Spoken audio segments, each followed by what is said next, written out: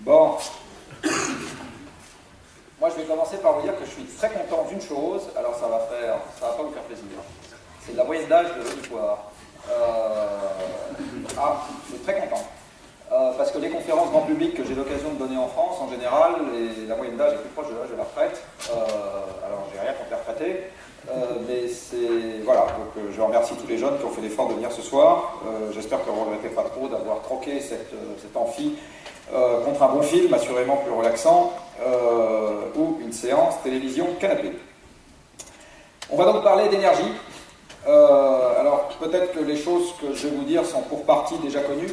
Il y a un problème maintenant quand on discute d'énergie, c'est qu'on a souvent affaire à un public dont le niveau de connaissance est devenu très inhomogène. Donc je suis désolé par avance si certains d'entre vous connaissent déjà des choses que je vais dire. Tout ce que je peux espérer, c'est que je vous les dise sous un angle que vous n'aviez peut-être pas vu jusqu'à maintenant.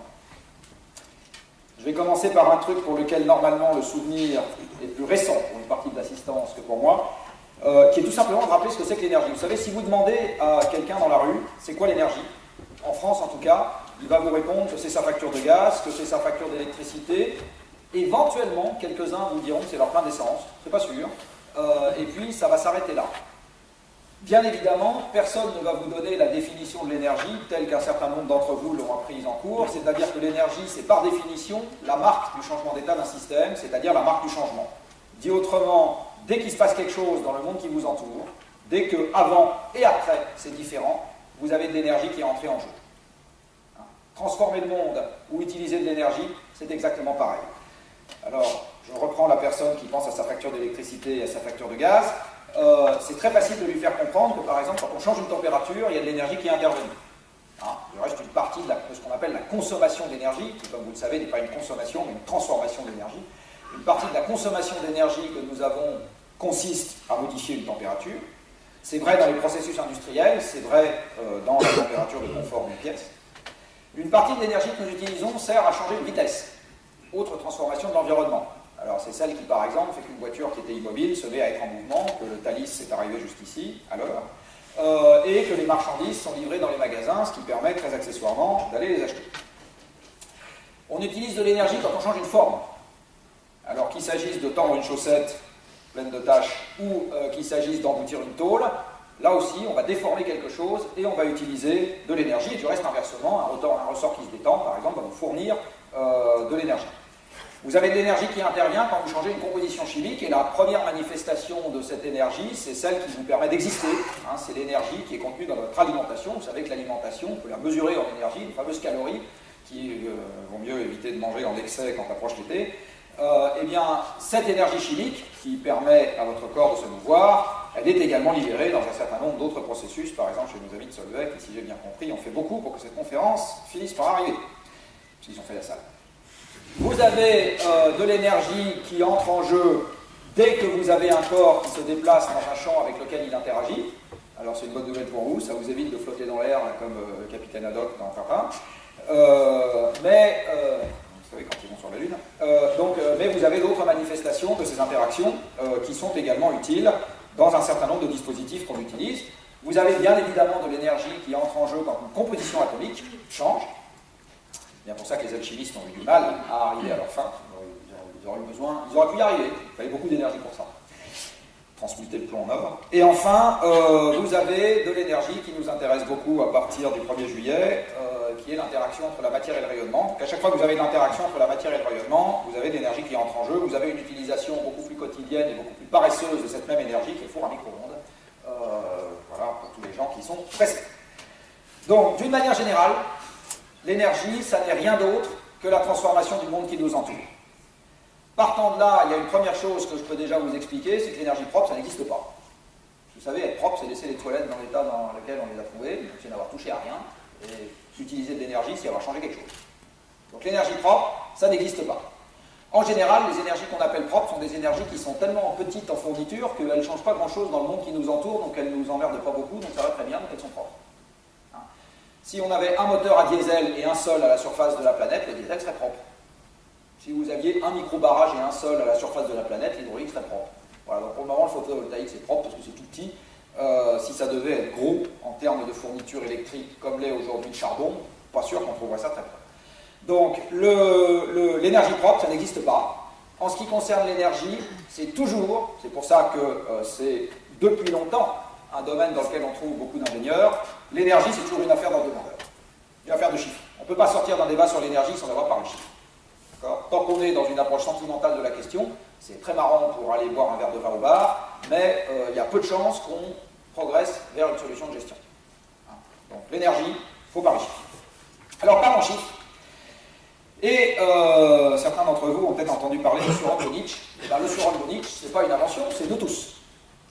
On est tous devenus des surhommes de Nietzsche. Alors comment est-ce qu'on a fait pour y arriver? Alors pas au sens moral, ça j'en sais rien, je ne connais pas oui. Mais par contre au sens physique, ça c'est sûr. Alors comment est-ce qu'on a fait pour ça?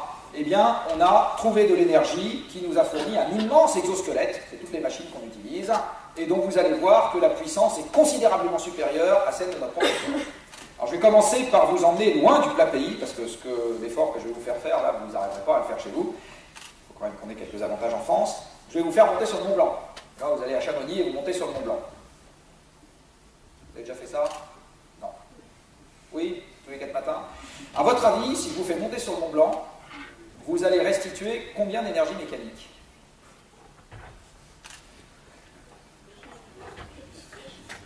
Vous n'avez pas le droit de revenir en deuxième semaine. Non. Combien? 1, 10, 100, 1000 kilowattheures? 100. Qui dit mieux? MGH. Un demi. Vous montez sur le Mont Blanc, un demi kilowattheure d'énergie mécanique restituée. Un demi kilowattheure d'énergie. Ridicule. D'accord?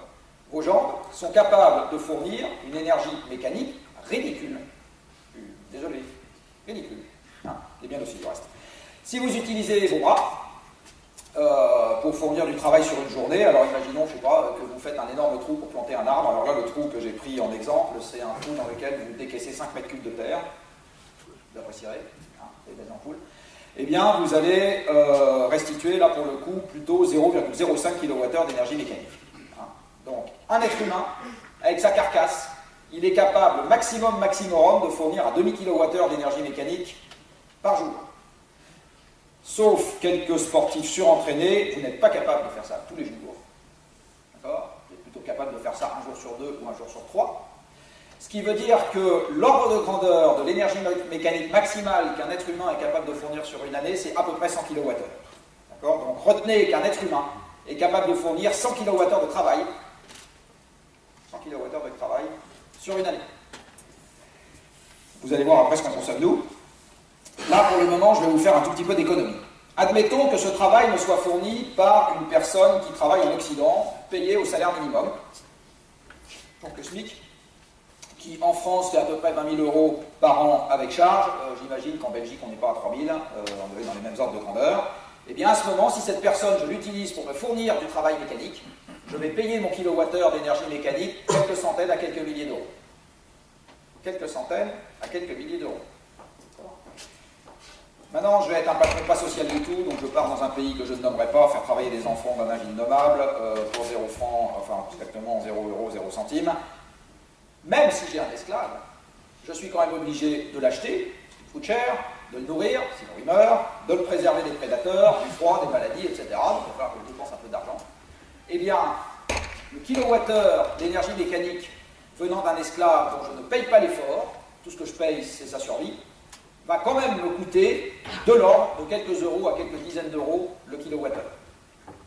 À côté de ça, je peux acheter un litre d'essence, dont, comme vous le savez, le prix déchaîne les foules.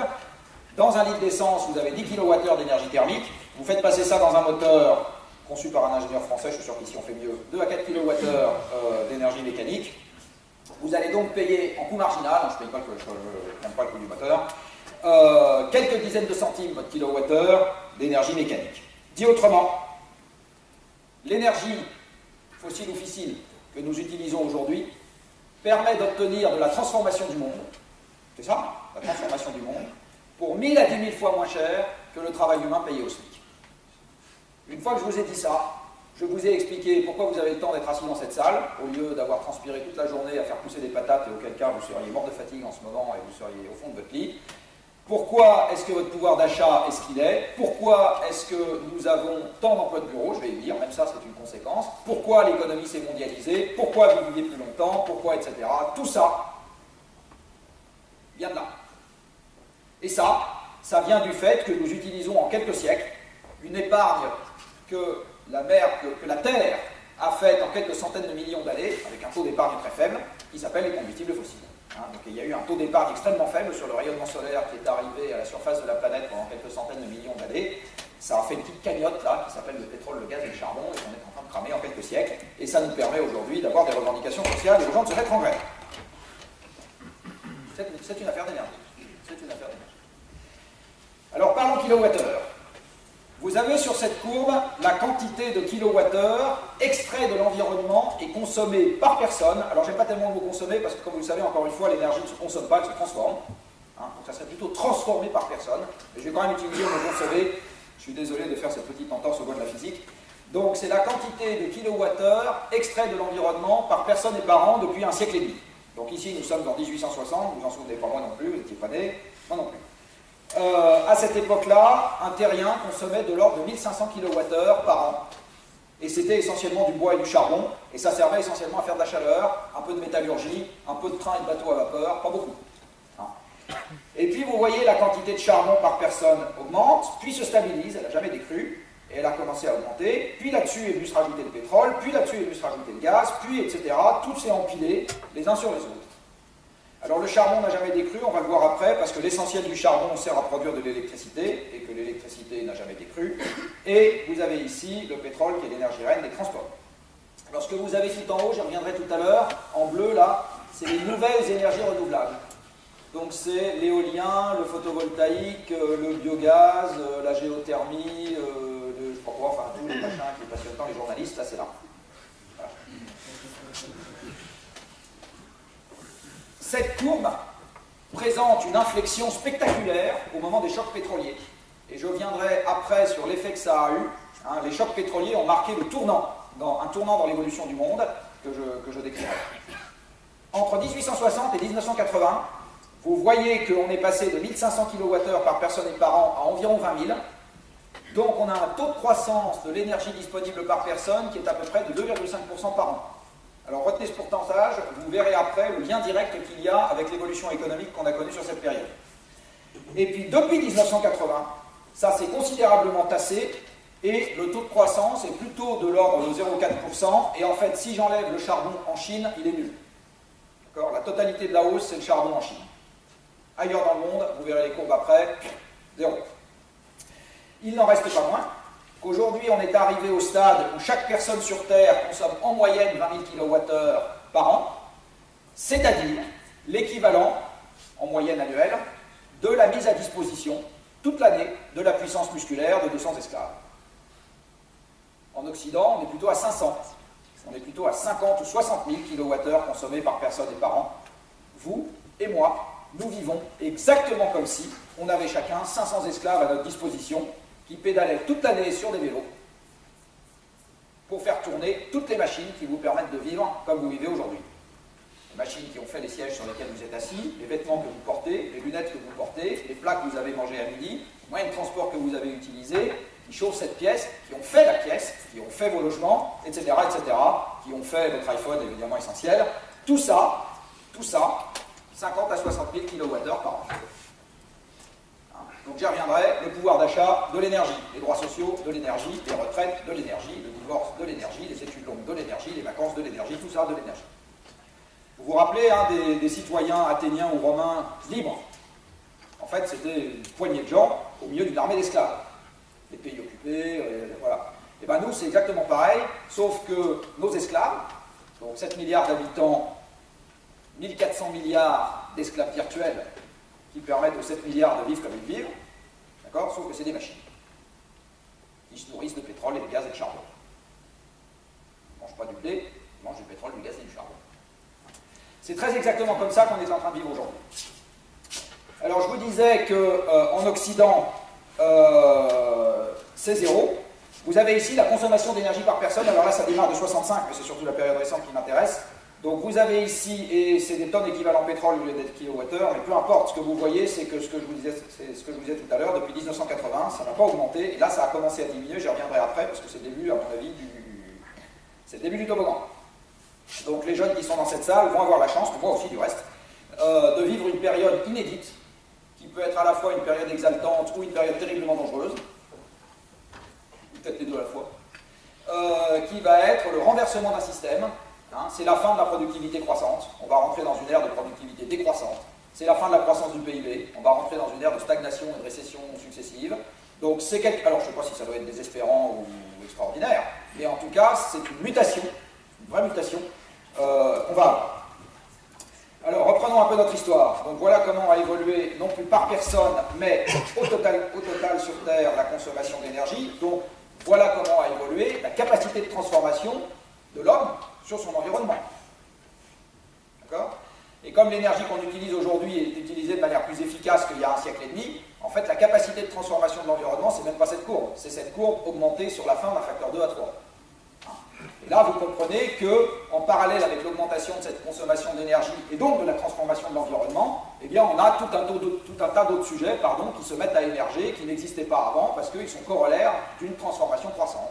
Donc des pollutions, des artificialisations, des ceci, des cela, enfin, grosso modo, l'essentiel des dommages, entre guillemets, environnementaux sont extrêmement bien corrélés pour une raison de physique de base à la consommation d'énergie. Très bonne corrélation. Encore une fois, l'énergie, c'est changer le monde. Quand vous changez le monde, vous faites des sous-produits indésirables. Donc vous faites de la pollution et des tas d'autres trucs dont vous n'avez pas envie. L'essentiel de cette consommation d'énergie est le fait de combustibles fossiles, j'y reviendrai. Alors, je vous ai dit, ça a fortement changé la situation au moment des chocs pétroliers. Vous avez ici la variation de l'approvisionnement énergétique primaire de l'humanité depuis 1965, 45, pardon. 45. Et vous voyez ici la moyenne sur la période 45-75. Donc en gros, c'était plus 5% par an de consommation énergétique de 45 à 75. Et ici, post-choc pétrolier, la moyenne est plutôt à 2% par an. Hein, donc vous voyez, il y a une vraie marche d'escalier qui a été descendue. Et en plus, ce truc-là est inhomogène. Vous avez ici l'évolution de la consommation énergétique mondiale depuis 65, et je l'ai discriminé en 3 zones. Les pays de l'OCDE, ce qu'on a coutume d'appeler les pays riches, mais enfin qui relativement sont de moins en moins. Parce que vous savez, la Chine, hein, c'est 400 millions d'Occidentaux et 800 millions d'Indiens. Il y a 400 millions d'Occidentaux maintenant en Chine. Hein. Donc, dire que la Chine est un pays émergent, je pense que c'est un truc qui se discute beaucoup. La partie tout à fait émergée de la Chine, à peu près grosse comme l'Europe. Hein. Donc vous avez ici la consommation des pays de l'OCDE, donc en gros l'Europe, les États-Unis, le Japon et quelques autres pays, la Corée du Sud. Ici les pays hors OCDE, hors Chine, et ici la Chine. Et ce que vous voyez, c'est que la consommation d'énergie globale des pays de l'OCDE, elle fait là une très belle courbe, très homogène, avec un petit accident en 2009. Mais vous voyez que clairement on a affaire à une dérivée seconde négative depuis un certain temps. Hein, et ça plafonne et ça commence à baisser doucement. Hein, j'y viendrai après. Alors voilà ici l'évolution de l'approvisionnement énergétique, l'évolution du taux de croissance de l'approvisionnement énergétique primaire des pays de l'OCDE. Et donc la courbe de tendance que vous avez là-dessus vous donne la dérivaison, en gros. Hein. Et donc vous voyez que là on rentre, et ça date pas d'hier, hein. La tendance elle est claire depuis sur 45 ans. Hein. Et on va rentrer, vraisemblablement, nonobstant tout effort, à mon avis, qu'on pourrait faire sur le nucléaire, très utile par ailleurs, mais nonobstant tout effort qu'on pourrait faire sur le nucléaire, on va rentrer dans une époque dans laquelle l'approvisionnement énergétique, au lieu d'être structurellement orienté à la hausse, il va devenir structurellement contraint.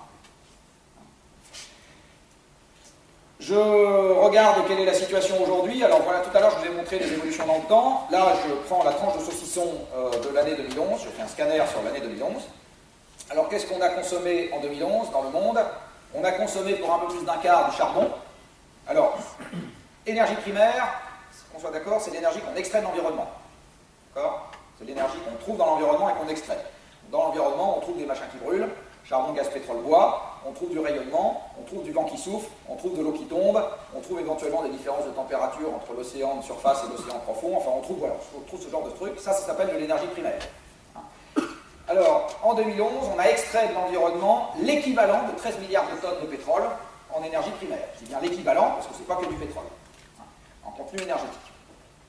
Si vous voulez avoir des kilowattheures, vous multipliez 13 milliards par 11 600 et vous avez le résultat.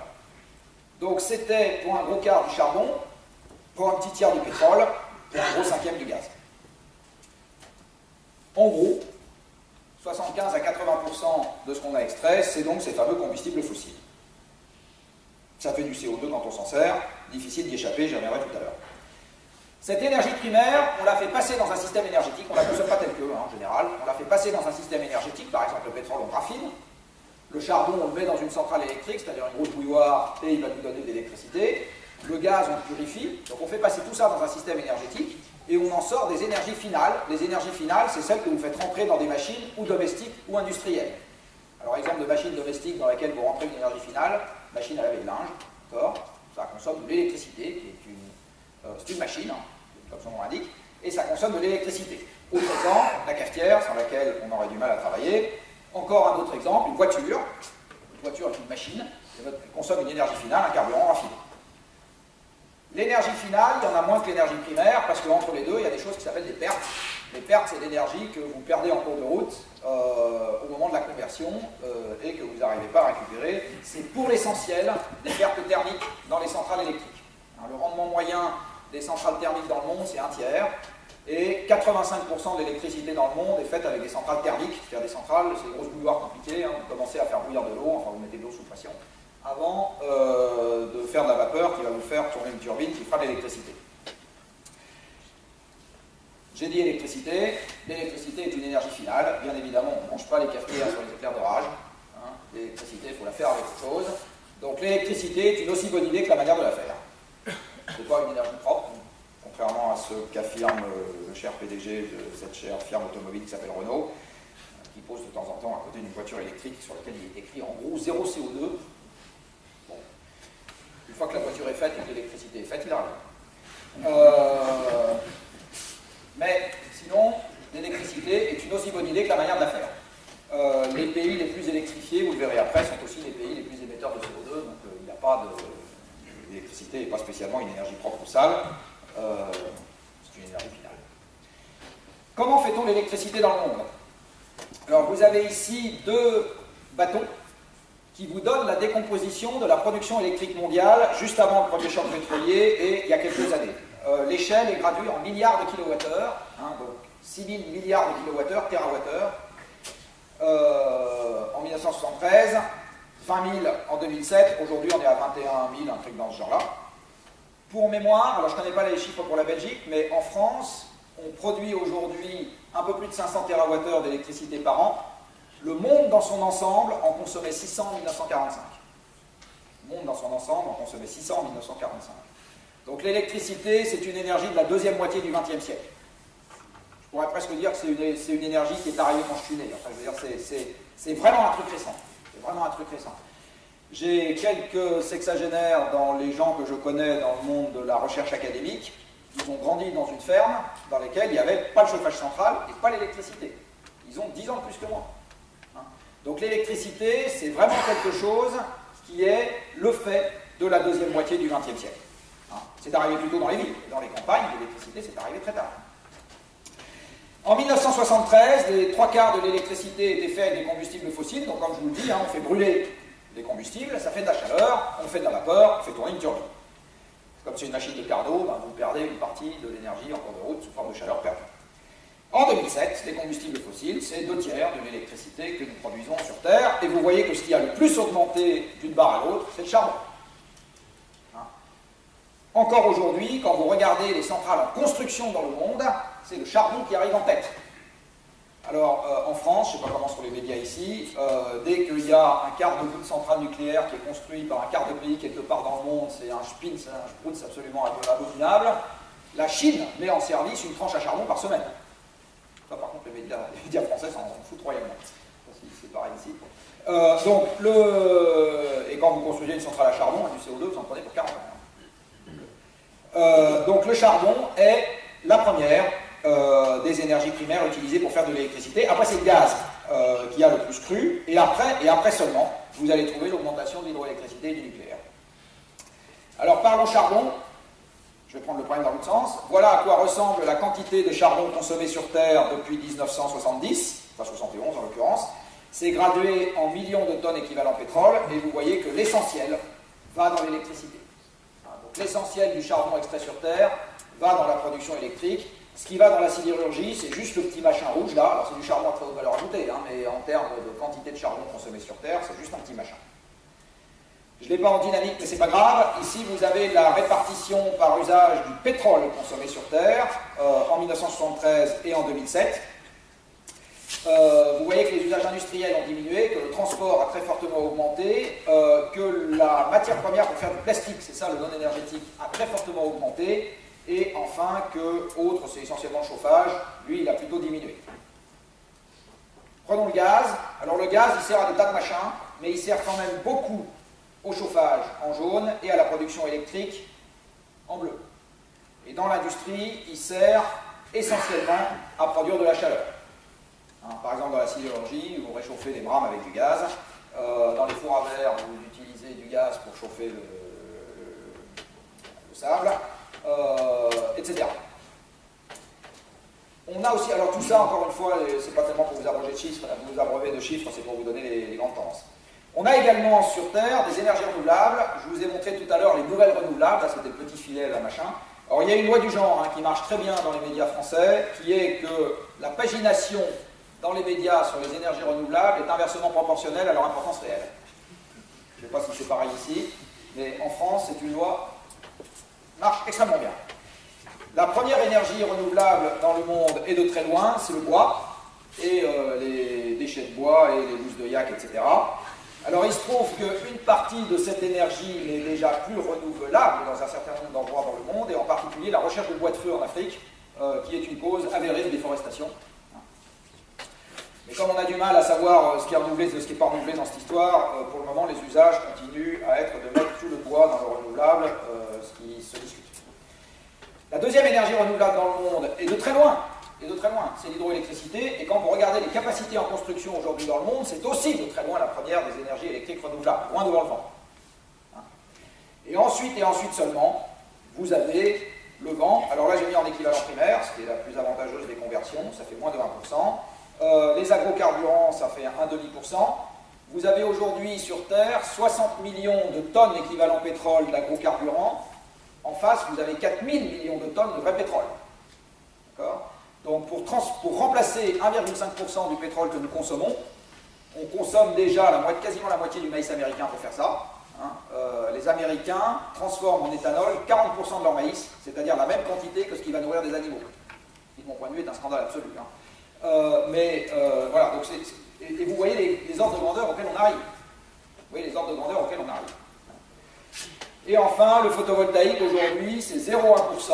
Alors, imaginons que vous soyez un constructeur de voitures et que les ventes sur les voitures baissent, et vous vous dites, c'est pas grave, je vais compenser en vendant des trombones. D'accord ? Question ? Ça, c'est une question pour un champion en maths. C'est quoi les pourcentages composés que vous devez appliquer aux trombones pour que le chiffre d'affaires des trombones se mette à compenser le chiffre d'affaires des voitures perdues? D'accord ? Et puis après, vous demanderez si éventuellement les gens ont besoin d'autant de trombones. Donc là, c'est pareil. De temps en temps, vous voyez passer des calculs en disant oui, c'est pas grave que ce soit à 0,1, un jour, ça sera. Bon, vous regardez un peu près ce que ça veut dire. Alors, cette énergie, je vous l'ai déjà dit 2 fois, je vais vous le rappeler une 3e fois, elle a transformé vos vies et notamment, elle vous a permis, pour tous ceux d'entre vous qui sont étudiants ou jeunes ingénieurs, de faire le métier que vous faites. Vous avez ici, ce que je vais vous montrer maintenant, c'est pour la France, mais qualitativement, ça s'est passé exactement de la même manière dans tous les pays occidentaux. Vous avez la décomposition de l'emploi sur les 2 derniers siècles en France. Donc vous voyez le français ordinaire, mais je pense que le belge ordinaire c'était pareil, il y a 2 siècles, il était agriculteur, paysan. Il a poussé les patates. Les 2 tiers de la population arrivaient à produire de la nourriture pour se nourrir eux, plus le tiers restant qui faisait autre chose. Donc, un agriculteur arrivait à nourrir 1,5 personnes. D'accord ? Bon. Vous aviez également ce qu'on appelait de l'industrie, mais qui à l'époque était le début de petites usines, et puis vous aviez beaucoup d'artisanat, et puis les services, et à l'époque les services c'était essentiellement les commerçants et les employés de maison. Vous n'aviez pas encore la finance triomphante, vers laquelle j'espère que le moins d'ingénieurs possible de l'ULB se dirige. Puis arrivent les machines. Au moment de la crise de Lehman Brothers, il y a le patron retraité de... Non, il est retraité à l'époque, je sais pas, de Saint-Gobain, qui disait partout « Ah, on va enfin pouvoir récupérer nos ingénieurs. » Arrivent les machines. Alors les machines, au début, elles sont industrielles. Elles ne sont pas dans les champs. Mais elles vont permettre de faire des outils agricoles de plus en plus performants. Donc on perfectionne des tas de techniques, les fers des chevaux, les charrues, je ne sais pas quoi, etc. On est capable de les fabriquer en grande série. Et ça augmente fortement la productivité du travail agricole. Et puis un jour, on se met même à mettre les machines dans les champs, ça s'appelle des tracteurs, et à ce moment, on augmente encore plus rapidement la productivité du travail agricole. Comme au moment où on augmente la productivité du travail agricole, on n'augmente pas corrélativement les surfaces à cultiver, que la superficie d'un pays elle est ce qu'elle est, donc vous pouvez couper une partie des forêts, ce qu'on a fait du reste pour faire des champs, mais enfin ça va beaucoup moins vite que la productivité du travail agricole. Et bien vous sortez les agriculteurs des champs. Mais ça arrive à une époque où il y a des tas d'autres ressources à transformer avec plein d'énergie pour faire des tas de machins. On peut faire des objets manufacturés, on peut faire des draps en coton, on peut faire des machines du reste à faire les draps en coton, on peut faire les débuts de l'industrie chimique. Donc on prend toutes les autres ressources qu'il y a sur Terre, on prend l'énergie et on met les gens dans des boîtes à transformer les ressources et l'énergie en objets qui s'appellent des usines. D'accord ? Les gens dans ces boîtes, on met des usines. Et puis derrière, on met des services pour vendre ce qui sort des usines. Et donc, vous avez l'emploi dans l'industrie et dans les services qui augmente. Arrive le choc pétrolier, c'est-à-dire l'inflexion sur la quantité d'énergie disponible par personne, que je vous ai montré tout à l'heure. À ce moment, arrêt de la hausse très rapide de la productivité continue à monter beaucoup moins vite, elle monte plus vite que le flux industriel global, et à ce moment, la part de l'emploi dans l'industrie se met à descendre. Comme dans les services, les gains de productivité sont beaucoup plus lents à obtenir, ça ne vous empêche pas que dans le même temps, on continue à augmenter les services, parce que quand vous avez un flux industriel qui augmente même faiblement, derrière vous pouvez mettre un flux de services qui augmente même faiblement. Mais on voit aussi apparaître à cette époque un truc qui n'existait pas avant, qui s'appelle le chômage. Avant les chocs pétroliers, nulle part en Occident, sauf au moment de la crise de 29, vous n'aviez de chômage structurel significatif. Nulle part. Vous pouviez avoir un petit chômage résiduel, comme dans les pays de plein emploi aujourd'hui, à 1-2%, mais vous n'aviez pas de chômage structurel à 10%, ça n'existait pas. Ça n'existait pas. Ce truc-là arrive dans tous les pays occidentaux en même temps. Le chômage est le mal des pays occidentaux depuis les chocs pétroliers. Avant, ça n'existait pas. Et c'est la conséquence directe du fait que vous n'avez plus assez d'énergie pour permettre au système de s'organiser. Vous n'avez déjà plus assez d'énergie pour permettre au système de s'organiser comme il s'organisait avant. Alors ça, c'est la vue dynamique. Maintenant, je vais vous donner une vue statique dans le monde du lien entre l'énergie et l'activité agricole, pour commencer. Ce graphique est gradué avec, en ordonnée, le pourcentage de la population active qui est dans l'agriculture et en abscisse, la consommation d'énergie par habitant. Chaque point représente un pays dans le monde. D'accord ? Donc ce point-là, par exemple, c'est un pays dans lequel il y a 30% des gens qui travaillent dans l'agriculture et on est à peu près à 4 tonnes équivalent pétrole de consommation énergétique par personne et par an. Ce que vous voyez, c'est que plus on consomme d'énergie dans un pays, et plus la fraction des gens qui travaillent dans l'agriculture est basse. Donc ça, c'est la version statique de ce que je vous ai montré juste avant, là, où vous voyez qu'au fil du temps, avec l'approvisionnement énergétique qui a augmenté, la fraction des individus qui travaillaient dans l'agriculture a baissé. Un tracteur, ça remplace 1000 paires de jambes. Un tracteur de 70 kW, 100 chevaux, ça vous développe la même puissance que 1000 paires de jambes. Donc vous donnez un tracteur à un agriculteur, et au lieu d'être capable de nourrir lui, plus une demi-personne à l'extérieur de son champ, il est capable de nourrir 100 personnes. Voilà. Lui plus le tracteur. Lui plus ses 1000 esclaves virtuels. Voilà. Et alors, autre chose qui va sûrement beaucoup vous perturber, le fait que la tertiarisation de l'économie, dont vous avez vu dans cette vision dynamique, qu'elle arrive une fois qu'il y a plein d'énergie, et donc on peut mettre tout le monde dans les services, puisque toutes les activités productives sont assurées par des machines, eh bien, on va la retrouver si on prend une vision statique du monde aujourd'hui, qui est celle-ci. Là, vous avez un graphique sur lequel, en ordonnée, vous avez les émissions en CO2 par personne et par an, et en abscisse, la fraction des actifs qui travaillent dans les services. Et chaque point représente un pays dans le monde. Donc ce pays, là, par exemple, ce point là par exemple représente un pays où vous avez 25 tonnes de CO2 émises par personne et par an, et vous avez à peu près 70% de la population qui travaille dans les services. Ce que vous voyez sur ce graphique, c'est que si le fait de mettre les gens dans un bureau devait permettre de faire baisser les émissions de CO2, le nuage de points, il s'organiserait en ligne descendante de la gauche vers la droite, c'est-à-dire que plus vous avez de gens dans les services, et plus les émissions de CO2 par personne seraient basses. D'accord? Comme nous n'avons pas encore vu cette partie de la soirée, vous pouvez tous constater que ce n'est pas comme ça que le nuage de points est organisé. D'accord? Et si on doit avoir une tendance, si vous amusez à faire une régression sur ce nuage de points, on courbe à la hausse. Et si vous prenez les États-Unis, bien les États-Unis sont là. 80% de l'emploi dans les services, et comme chacun sait, c'est des gros cochons dégueulasses qui mettent plein de CO2 dans l'atmosphère, on l'a suffisamment répété de ce côté-ci de l'Atlantique. Donc, ce que vous voyez là, non, mais non, vous savez, les Européens ne sont pas plus prêts à abandonner leur mode de vie que les Américains ne sont prêts à abandonner le leur. On a beaucoup glosé sur les Américains, mais c'est pareil.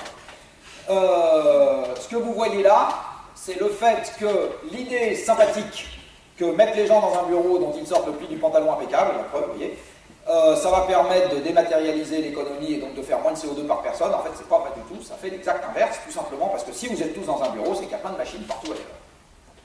Qui bouffent plein d'énergie.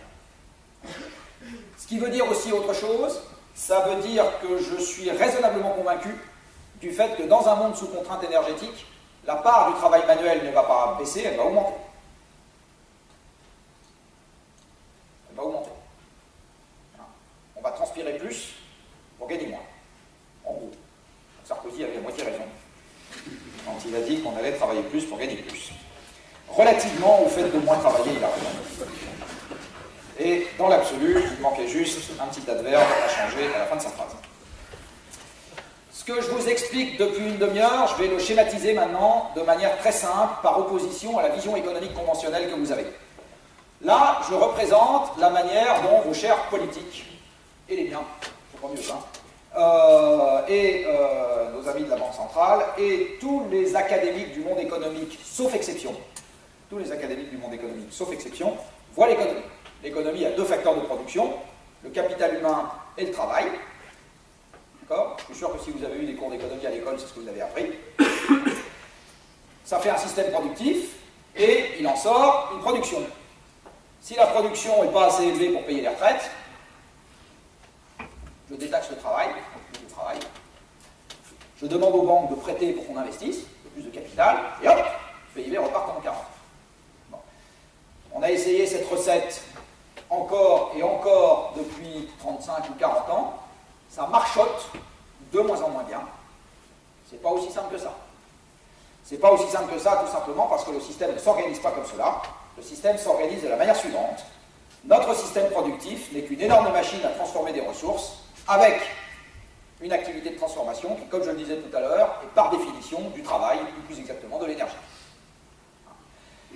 À l'époque où nous n'avions qu'aux muscles, notre capacité de transformation des ressources était de 1, et maintenant qu'on a les machines, elle est passée à 200. Et il y a toujours plein de ressources à transformer, des tas de cailloux à concasser pour faire des immeubles et des routes, des tas de molécules à aller chercher dans l'environnement pour faire des babylons et des lunettes. Donc, notre machine économique, c'est juste une énorme machine à transformer des ressources naturelles dont je vous rappelle qu'elles sont gratuites. Hein, les ressources naturelles, c'est le fruit de 15 milliards d'années d'évolution depuis le Big Bang pour lesquelles vous n'avez pas payé un centime. Rien, nada, gratos. 15 milliards d'années d'évolution depuis le Big Bang. Ça a fait 2 générations d'étoiles, la planète Terre, tous les minerais, tous les éléments du tableau de Mendeleïev, un système climatique, un océan, le bagage génétique de 30 millions d'espèces, etc. Gratos. Dans ce cas-là, on n'existait pas. Puis un jour, on arrive, on trouve tout ça, c'est le supermarché, c'est génial, il n'y a rien à payer. Hein. Donc on sert, on transforme, et ça fait des produits. Tout ce que vous payez dans un produit que vous achetez, c'est une somme de rémunération que vous avez payée à des hommes pour aller de ressources gratuites à l'objet que vous achetez. C'est tout ce que vous payez. C'est comme ça qu'est fabriqué le système économique. Donc quand vous achetez ce verre, vous payez tout sauf ce qui constitue le verre. Tout le reste, vous le payez. Vous payez le mec qui a cherché le pétrole, parce que c'est du plastique, vous payez le mec qui a cherché le minerai de fer, vous payez le mec qui a extrait le minerai de fer et qui l'a transformé en dérite, vous payez tous les ingénieurs de Schlumberger et de Technip absolument, je suis sûr qu'il y en a qui sortent d'ici, du reste absolument merveilleux, qui ont utilisé toutes ces ressources pour extraire les matières premières, vous payez les gens d'Arkema ou de Solvay, peut-être bien, qui ont construit des usines avec d'autres ressources gratuites. Voilà ce que vous payez. Vous ne payez pas le verre. Ça, vous ne payez pas. C'est le seul truc que vous ne payez pas dans cette histoire. Alors vous comprenez que si on a un goulet d'étranglement sur l'énergie qu'on ne regarde pas en tant que telle, physiquement, vous avez donc un goulet d'étranglement sur votre capacité de transformation et vous allez avoir un goulet d'étranglement sur la production qui en sort. Donc si vous avez moins d'énergie, vous avez moins de PIB, je vous montrerai après que ça marche extrêmement bien. Et si vous avez moins de ressources, de manière contrainte, vous aurez aussi moins de PIB. Alors je vais prendre un exemple tout bête qui est celui de la pêche. C'est quoi la pêche? C'est l'extraction des poissons de l'océan. Le poisson, je vous disais tout à l'heure, l'océan est arrivé gratuitement, le bagage génétique du poisson est arrivé gratuitement, du reste le poisson arrive gratuitement, il bézouille dans l'océan, il se reproduit tout seul, et vous avez plein de poissons à pêcher, tout ça est gratuit. Et oui, l'océan est un panard géant, comme chantait Renaud. Donc, vous avez les poissons qui arrivent spontanément dans l'océan, et le PIB, c'est la valeur des poissons extraits de l'océan, avec des bateaux alimentés au gasoil, parce que si vous essayez de faire avancer à la rame les chalutiers du Guilvinec, ça ne marche pas bien. Imaginons que vous ayez du capital, c'est-à-dire le bateau, que vous ayez du travail, c'est-à-dire des marins, que vous ayez des ressources, c'est-à-dire des poissons, et que vous n'avez pas le gasoil, pas de PIB. Encore une fois, à la rame, les chalutiers du Guilvinec, ça ne marche pas bien. Imaginons maintenant que vous ayez du capital, c'est-à-dire des bateaux, du travail, c'est-à-dire des marins, éventuellement du gasoil, on s'en fout, pas de poissons, pas de PIB. Imaginons que vous ayez un four à ciment, ou à clinker, pas de carrière, d'où extraire du calcaire, pas de ciment, pas de PIB. D'accord? Donc, les deux seules choses qu'on regarde dans les conventions économiques ordinaires, c'est-à-dire le capital humain et le travail humain, sont justement les deux choses qui sont aujourd'hui devenues surabondantes. Le travail, il y en a plein, parce qu'il y a du chômage partout, on a trop de travail, pas trop par rapport à ce qu'on est capable d'utiliser, et du capital, il y en a partout, parce que l'Allemagne emprunte à taux négatif. On a trop de pognon, et on a trop de travail. Par contre, les deux trucs qu'on ne surveille pas, on commence à ne plus en avoir assez pour que le système continue comme avant, de l'énergie et des ressources. Mais manque de peau, c'est les deux trucs qu'on ne surveille pas. D'où cette idée de crise qu'on ne voit pas venir. En fait, on ne les voit pas venir si on utilise les outils économiques standards. Vous allez voir qu'on les voit très bien venir si on utilise l'énergie comme proxy de la production à venir. Alors pour ça, je vais avoir besoin d'une règle de 3. J'espère que vous me pardonnerez la règle de 3 à cette heure tardive. Ma règle de 3, elle commence avec quelque chose de très simple qui est que le PIB mondial est égal à lui-même, ce sur quoi j'espère que, tant que nous n'avons pas vu, nous serons encore d'accord. Je divise et je multiplie le PIB mondial par l'énergie consommée dans le monde. Alors là, je fais apparaître un terme qui est l'efficacité énergétique de l'économie. C'est quoi l'efficacité énergétique de l'économie? C'est combien d'euros de valeur ajoutée je crée avec une unité physique de transformation du monde, c'est-à-dire une unité d'énergie. Donc je transforme le monde, ça me crée de la valeur ajoutée. Avant, j'avais du minerai, après j'avais un couteau. C'est plus facile de couper sa viande avec un couteau qu'avec du minerai de fer. Donc, je crée quelque chose, mais pour cette transformation, j'ai utilisé de l'énergie. Plus je suis capable de créer quelque chose qui m'est très utile, donc avec beaucoup de valeur ajoutée en ayant utilisé peu de transformation physique, donc peu d'énergie, et plus mon économie est considérée comme étant efficace. D'accord? Et je multiplie par l'énergie. Et je vais ramener ça à la population. Je dis donc que le PIB par personne, c'est-à-dire la production par personne, qui soit dit en passant est aussi les revenus par personne, c'est pour ça que le PIB nous intéresse tant, eh bien c'est strictement égal, c'est à peu près strictement égal, à l'efficacité énergétique de l'économie fois la quantité d'énergie par personne. Strictement égal. D'accord? Si je fais une dérivée, pardon, alors si je la fais, si je prends les logarithmes, c'est toujours strictement égal. Si je prends les variations, on va dire que c'est une égalité qui reste vraie au premier ordre. Ça veut dire quoi cette histoire? Ça veut dire que la fameuse croissance du PIB par personne, celle qui est promise par tout candidat qui se respecte aux élections, est égale à la variation, exactement la croissance quand il y en a, de l'énergie par personne, plus la variation de l'efficacité énergétique de l'économie. Point. Il n'y a pas besoin de modèle macroéconomique couplé, compliqué, je ne sais pas quoi, habitable, sauf par le mec qui l'a fait et encore. Non, non. Très simple. L'énergie par personne, je vous l'ai montré tout à l'heure, c'était 2,5% par an pendant un siècle avant 80. Après, c'est descendu à 0,4. L'efficacité énergétique de l'économie, ça fait quelques dizaines d'années que ça se balade aux alentours de 1%, un peu moins, avec des phases variables. Et donc, vous devez vous attendre, la théorie vous dit que le PIB par personne devait augmenter de 3% par an en moyenne mondiale avant les chocs pétroliers, et que depuis, ça doit être de l'ordre de 1% par an. Par personne, hein. Attention, c'est corrigé de la démographie. Ce n'est pas la croissance du PIB total. Hein. Et voilà ce que vous disent les chiffres, tenus par une institution respectable, puisque c'est la Banque mondiale. La Banque mondiale vous dit qu'au moment des 30 glorieuses, le PIB par personne augmentait bien de 3% par an en moyenne. Donc ce que vous avez en bleu, c'est la variation annuelle, et ce que vous avez en rouge, c'est la moyenne par décade, la moyenne par décennie. Hein. Et aujourd'hui, on se balade aux alentours de 1 quelque chose % par an. Donc la bonne question, c'est de savoir si derrière, on est à 0 plus, 0 moins, etc. Alors, voilà le paysage pour les membres de l'OCDE. Vous voyez que les marches d'escalier sont plus marquées. Hein. Ici, vous avez des marches d'escalier faibles. Là, elles sont significativement plus marquées. Là, vous avez le pays d'où je viens. Et là, vous avez le pays où nous sommes. Pareil partout. Donc, de deux choses l'une, ou vos politiques sont aussi stupides que les nôtres, ou il y a une raison structurelle qui les transcende.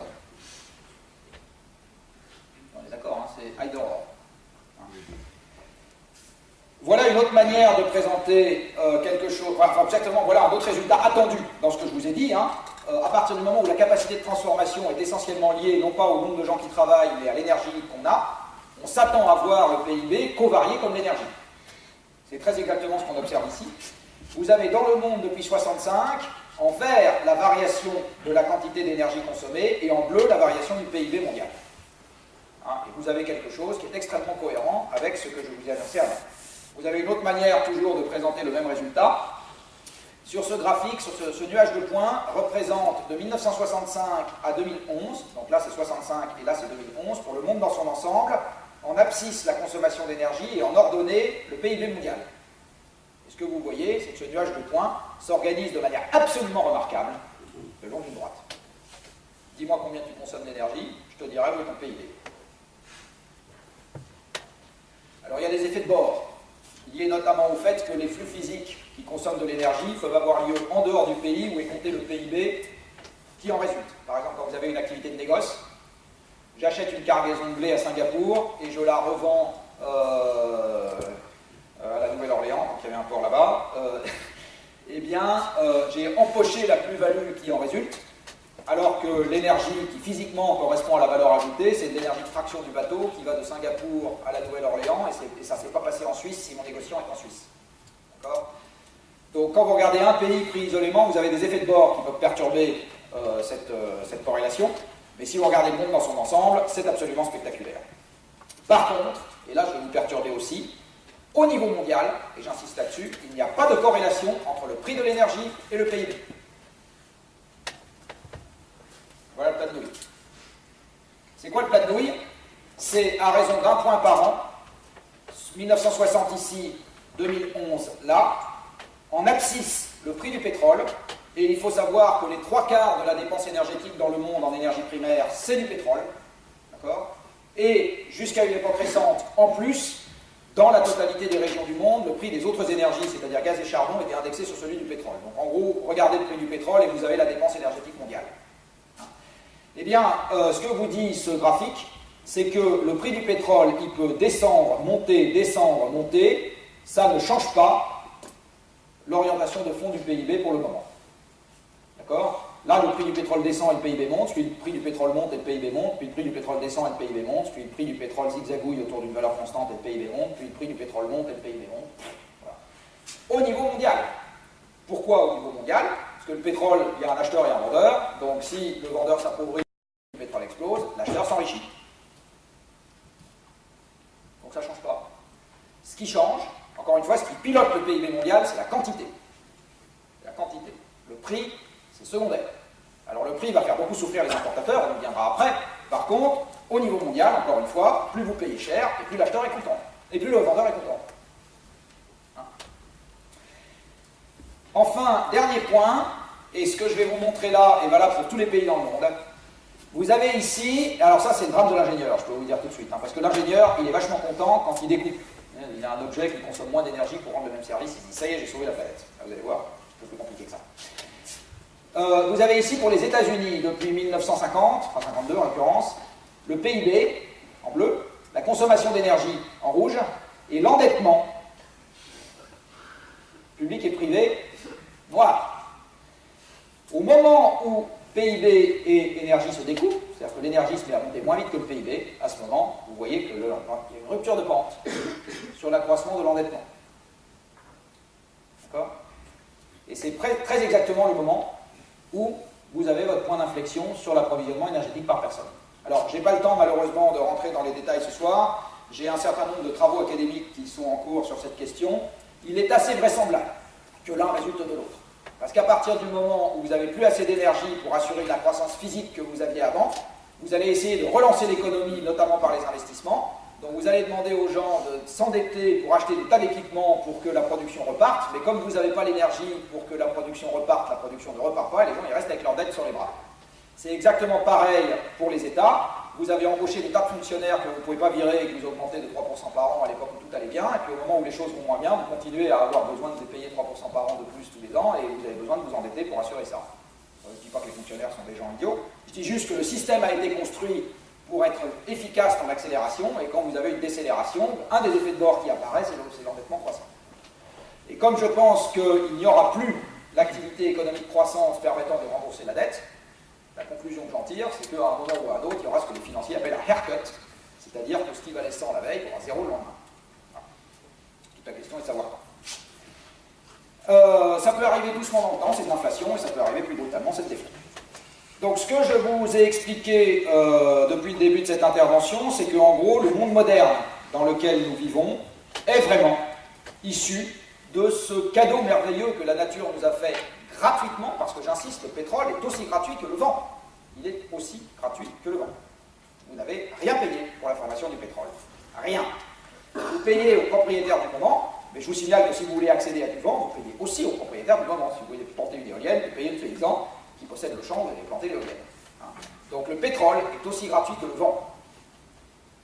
Par contre, il s'extrait de l'environnement avec beaucoup moins de travail par kilowattheure que l'énergie du vent. Donc c'est normal qu'il vaille considérablement moins cher que l'énergie du vent. C'est juste de la physique. C'est pas une affaire d'idéologie, je ne sais pas quoi. C'est juste de la physique. La nature a fait pour nous une énergie concentrée merveilleuse. Et enfin, tous les jeunes qui sont dans la pièce, choisissez bien votre conjoint, parce que quand on divorce, on augmente la consommation d'énergie des ex-conjoints de 60%. 2 fois plus de logements, c'est l'une des raisons de la crise du logement dans les pays occidentaux. Enfin, quand la démographie n'est pas à la baisse comme en Allemagne. 2 fois plus d'objets de la vie dite courante à fabriquer, hein, des tables, des chaises, des machines à laver, des télévisions, etc. 2 fois plus d'énergie de chauffage, hein, évidemment. Quelques trajets pour les gosses quand il y en a. Vous augmentez la consommation d'énergie des ex-conjoints de l'ordre de 50%. Donc dans un monde sous contrainte énergétique, alors ça se manifestera par une contrainte économique, évidemment. Hein, on ne divorcera plus comme aujourd'hui. Il n'y a que dans les pays pleins d'énergie qu'on divorce, soit dit en passant. Dans les pays qui ne consomment pas beaucoup d'énergie, on ne divorce pas. Je ne sais pas si la solution est meilleure, c'est rien, on débat. Voilà, donc, quand vous regardez bien, hein, quand vous faites des forages à travers toutes les couches que nous avons construites en un siècle et demi, vous vous rendez compte qu'on retrouve l'énergie à peu près partout. À peu près partout. Hein. Dans l'occupation du territoire, c'est pareil, les villes étalées de l'énergie, tout ça c'est de l'énergie. Tout ça c'est de l'énergie. Donc l'énergie, comme ça a été dit en introduction, c'est pas un secteur économique parmi d'autres. C'est le sang de l'exosquelette 500 fois puissant comme nous qui nous a permis de vivre dans le monde dans lequel nous vivons. C'est ça l'énergie. C'est le sang. Priver un individu de son sang, ça a beau peser 10% de son poids, en général ça va pas très bien. Voilà, donc on a fait quelque chose de merveilleux avec les combustibles fossiles. Alors maintenant on va s'intéresser à 2 questions. Pardon. La première, c'est combien de temps la fête peut continuer en ce qui concerne l'extraction, c'est-à-dire combien de temps on peut avoir une extraction croissante de ces fameux combustibles fossiles. Et il y a une question aval qui va avec, qui est combien de temps est-ce que je peux mettre dans l'atmosphère une espèce chimique qui a la mauvaise idée ou la bonne, enfin qui a eu la bonne idée d'absorber le CO2, sinon on ne serait pas là, mais qui a aussi la mauvaise idée d'absorber le CO2, si on en met trop, ça chauffe, avant que le résultat de l'expérience ne soit plus désagréable que l'idée qu'on s'en fait. Alors je vais traiter rapidement les 2 questions. La première, je rappelle que les énergies fossiles ont un temps de formation qui est de l'ordre de la centaine de millions d'années, donc aux échelles de temps qui nous intéressent, on peut considérer qu'il y a un stock de départ qui est donné une fois pour toutes. Alors on peut s'empailler pendant 2 heures pour savoir quelle est la taille du stock, il reste il y a des gens qui ne demandent pas de le faire. La seule chose qui m'intéresse pour ce que je vais vous dire après, c'est que le stock de départ est donné une fois pour toutes. Juste ça me suffit. Parce que quand vous avez un stock de départ qui est donné une fois pour toutes, ce qui est vrai pour les hydrocarbures mais aussi pour les minerais, vous avez appris en maths qu'on ne peut pas avoir une extraction annuelle indéfiniment croissante. Vous vous en rappelez d'avoir appris ça en maths? Oui. Vous ne pouvez même pas avoir une extraction annuelle qui est indéfiniment constante. En fait, vous démontrez qu'en pareil cas, la valeur moyenne de votre fonction, elle est nulle sur n'importe quel intervalle non nul, et nulle à moins l'infini, nulle à plus l'infini, et passe par un maximum entre les deux. En fait, le cumul de votre fonction, c'est-à-dire la surface sous la courbe, l'intégrale de votre fonction, elle est au plus égale à la valeur du stock extractible de départ. Donc dès que vous avez un stock de départ qui est fixé une fois pour toutes, peu importe sa valeur, vous aurez un maximum à l'extraction annuelle. Donc vous aurez un pic. Vous aurez un pic à la production mondiale de pétrole, vous aurez un pic à la production mondiale de gaz, vous aurez un pic à la production mondiale de minerais de cuivre, de tungstène, de vanadium, de chrome, de nickel, de fer, d'aluminium, just name it, vous aurez un pic. D'accord? Phosphate, pic. 3 questions, toujours les mêmes. Alors ça, en termes de méthode, pour les ingénieurs ou futurs ingénieurs, je pense que c'est capital. Quand au plus tard, à quel niveau au plus haut, et est-ce que c'est grave de le passer de manière involontaire, ou est-ce que c'est une catastrophe de le passer de manière involontaire? C'est ça les 3 questions. D'accord? Le fait qu'il y ait un pic ou pas de pic, c'est un théorème de maths. Vous considérez que les théorèmes de maths sont devenus invalides quand le résultat nous déplaît. Moi, j'ai quelques doutes. Donc, 3 questions, et 3 seulement. Quand au plus tard, à quel niveau au plus haut, quelles conséquences? Est-ce qu'il faut le provoquer?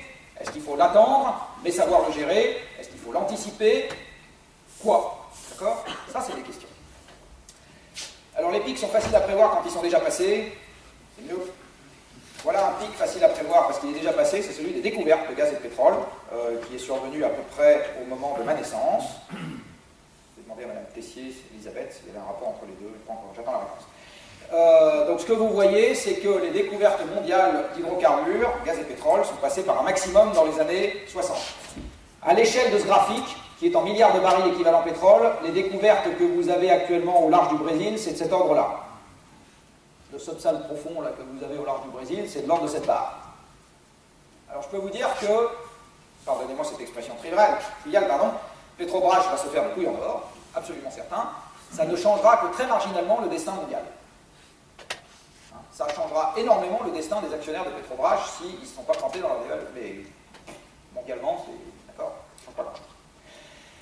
Voilà un pronostic qui a été fait par des géologues pétroliers que je connais, sur à quoi pourrait ressembler la production mondiale de liquide. Alors, nous sommes là, et là, vous avez une agrégation de ce qu'on appelle le pétrole conventionnel. Ici, vous avez l'offshore profond, donc typiquement le subsal pour...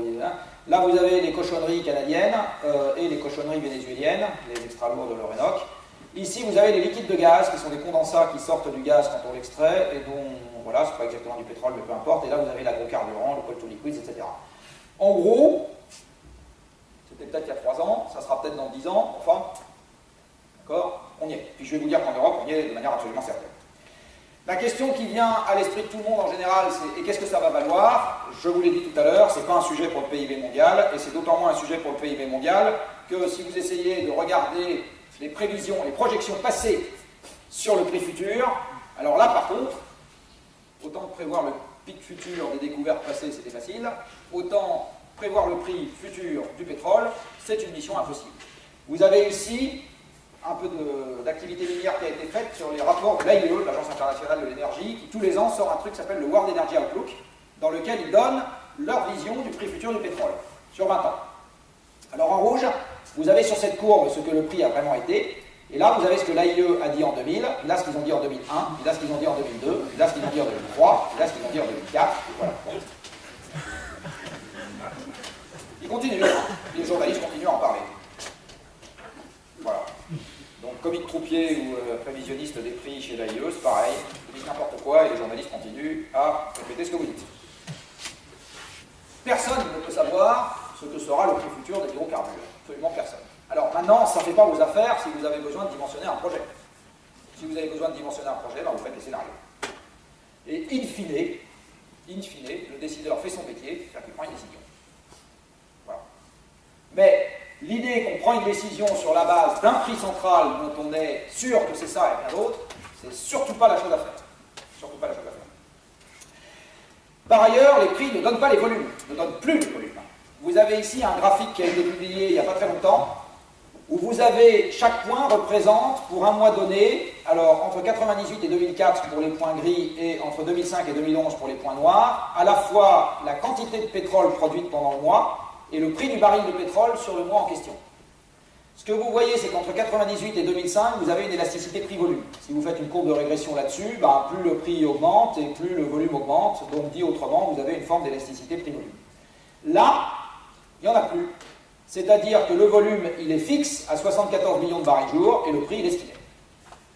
Donc, si vous utilisez les chers modèles couplés par les prix de mes économistes favoris dont j'ai parlé tout à l'heure, ils ne vous donnent pas les volumes. Ils vous donnent un prix. Ça fait une belle jambe, si vous voulez avoir le volume. Voilà, je vous donne un prix. Alors, je vous parlais du pétrole qui va passer son pic. Est-ce qu'on en est loin? Alors, observons le passé récent. Vous avez ici l'évolution de la production de pétrole depuis 1965, avant le choc, après le choc, et depuis 2005, on est à quasiment zéro. On est à quasiment zéro dans le monde. Si vous prenez les pays hors OCDE, voilà comment évolue leur consommation. Donc depuis 2005, année où la consommation, où la production mondiale plafonne, eux ils font ça. Donc vous vous attendez à ce que les pays hors de l'OCDE, leur consommation fasse QED. La disponibilité en pétrole des pays de l'OCDE a commencé à décliner et je ne vois pas de raison de penser que ça pourrait s'inverser. Donc vous allez vivre, et je vais vivre, parce que j'espère qu'il me reste encore quelques semaines à vivre, dans un monde dans lequel on va avoir de moins en moins de pétrole, like it or not. Like it or not, ce n'est pas la question. La question c'est qu'est-ce qu'on fait? D'accord? Qu'est-ce qu'on fait? On a souvent entendu dire que le pétrole, ce n'était pas un problème parce qu'il y avait moins de pétrole par dollar de PIB aujourd'hui que ça n'était le cas avant les chocs pétroliers. C'est tout à fait vrai, mais ce n'est pas pour autant qu'on est devenu moins dépendant. Vous avez ici la consommation de pétrole du monde et ici son PIB. La série de points verts représente 65 à 82, avec ici 74 et la 79. Et ici, vous avez 2003-2011. Et bien vous voyez qu'avant vous aviez une droite comme ceci, après vous avez une droite comme cela, mais vous avez toujours une droite. Dit autrement, la quantité de pétrole et le PIB mondial sont toujours extrêmement fortement corrélés. Mais le taux d'efficacité, c'est-à-dire la pente de la droite, s'est amélioré. Et contrairement à l'idée qu'on se fait souvent, on ne consomme pas moins de pétrole quand on est en crise. D'abord on a moins de pétrole et ensuite on est en crise, ce que vous pouvez voir sur cette courbe. Alors en rouge ici, vous avez la variation de la consommation mondiale de pétrole. Et en bleu, vous avez la variation du PIB par personne. La période qui m'intéresse est surtout là. Alors vous voyez qu'après les chocs pétroliers, on a resserré l'écart entre les deux courbes. Dit autrement, l'économie mondiale réagit plus fortement à une variation donnée de l'approvisionnement en pétrole et non pas plus faiblement. D'accord ? Réagit plus fortement. Donc l'économie mondiale est plus dépendante qu'elle ne l'était en 1975 d'une variation donnée de la production de pétrole en valeur absolue. C'est normal. Puisque l'économie est plus efficace sur son usage du pétrole, si vous en enlevez un peu, ça supprime plus de PIB. C'est paradoxal, mais c'est comme ça. Et ce que vous voyez également ici, c'est que la variation sur le pétrole précède la variation sur le PIB et ne la suit pas. Dit autrement, d'abord vous avez moins de pétrole et ensuite le PIB se casse la gueule. C'est pas l'inverse. D'abord vous avez moins de pétrole et ensuite le PIB se casse la gueule. Alors on va prendre 3 pays d'Europe qui en ce moment font un peu la une des journaux. On va commencer par la Grèce. Qui d'entre vous, dans cette salle, n'a pas entendu parler de la Grèce récemment? Non? Bon, vous savez que la Grèce, en ce moment, a quelques petits désordres économiques. Voilà la consommation d'énergie primaire de la Grèce. Alors, ce que vous voyez d'abord, c'est que le pétrole domine. La Grèce est le pays européen dont le pétrole, qui a la part la plus importante pour le pétrole dans son mix énergétique. 60%. D'accord? La moyenne européenne est à 38. 36. Ce que vous voyez également, c'est que le pétrole commence à décliner en 2006. 2006. D'accord? Maintenant, voici le PIB grec. Le PIB grec, en 2006, il était là.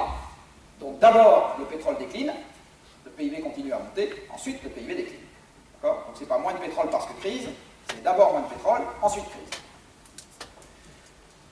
Ce que vous voyez ici, c'est le même graphique que je vous ai présenté tout à l'heure pour le monde, c'est que l'efficacité pétrole de l'économie grecque n'a pas été modifiée après les chocs pétroliers. Donc ils sont restés aussi peu efficaces dans leur usage du pétrole après les chocs pétroliers qu'ils l'étaient avant. Rajouté au fait qu'ils ont 60% de pétrole dans leur mix énergétique, notamment à cause de la place du tourisme, arrive la contrainte sur la production mondiale de pétrole, la baisse du pétrole dans l'approvisionnement grec, et boum, l'économie grecque part au tapis. Alors maintenant on va prendre l'Espagne. Voilà l'approvisionnement énergétique de l'Espagne. Vous avez tous entendu dire que l'Espagne était un pays merveilleux, bourré d'éoliennes, etc. Ah oui, il est bourré d'éoliennes, mais enfin il est aussi bourré de pétrole. Voilà le pétrole consommé en Espagne. Pareil, l'Espagne n'a pas fait de progrès sur l'efficacité énergétique en matière de pétrole depuis 1965, vous verrez après. Le moment où le pétrole commence à décliner, c'est 2007. Voilà le PIB espagnol, en 2007, nous sommes là. D'accord? Donc d'abord, le pétrole descend, ensuite, le PIB descend. Voilà, donc l'Espagne a fait un peu de progrès, mais pas beaucoup, et voilà le point de rebroussement en 2007. Et puis alors maintenant, intéressons-nous à l'Europe. Voilà l'approvisionnement pétrolier de l'Europe, dans lequel j'ai mis en rose la production de la mer du Nord. Je vous signale que les prix du pétrole ont commencé à s'envoler en 2000, et vous voyez que c'est pile le moment où la production de la mer du Nord décline. Donc le discours que vous entendez parfois dire qu'il y a les prix augmentent, donc la production augmente parce qu'on va investir des tas de... oui, sauf que non, parfois. Et en vert, vous avez les importations. Ça peut arriver, c'est plus compliqué que ça. Et en vert, vous avez les importations qui représentent aujourd'hui 70% si j'agrège l'Union européenne et la Norvège. On colonise un peu la Norvège. Si j'enlève la Norvège, on est à 90% d'importations dans l'Union européenne. Enfin bon, on va dire que la Norvège, ça fait quand même partie de notre bloc géopolitique. Ce que vous voyez, c'est que l'Europe a perdu 10% de son pétrole depuis 2007. Donc d'abord, l'Europe a commencé à perdre du pétrole, et ensuite, voilà 2008, donc ça se casse la gueule. D'accord? Donc ça marche très bien. Alors, reste à théoriser tout ça, reste à comprendre pourquoi l'économie est si sensible aux variations du pétrole. J'ai quelques idées, notamment le fait qu'aujourd'hui, il n'y a pas une activité productive qui puisse se priver de transport, soit pour ses fournisseurs, soit pour ses clients.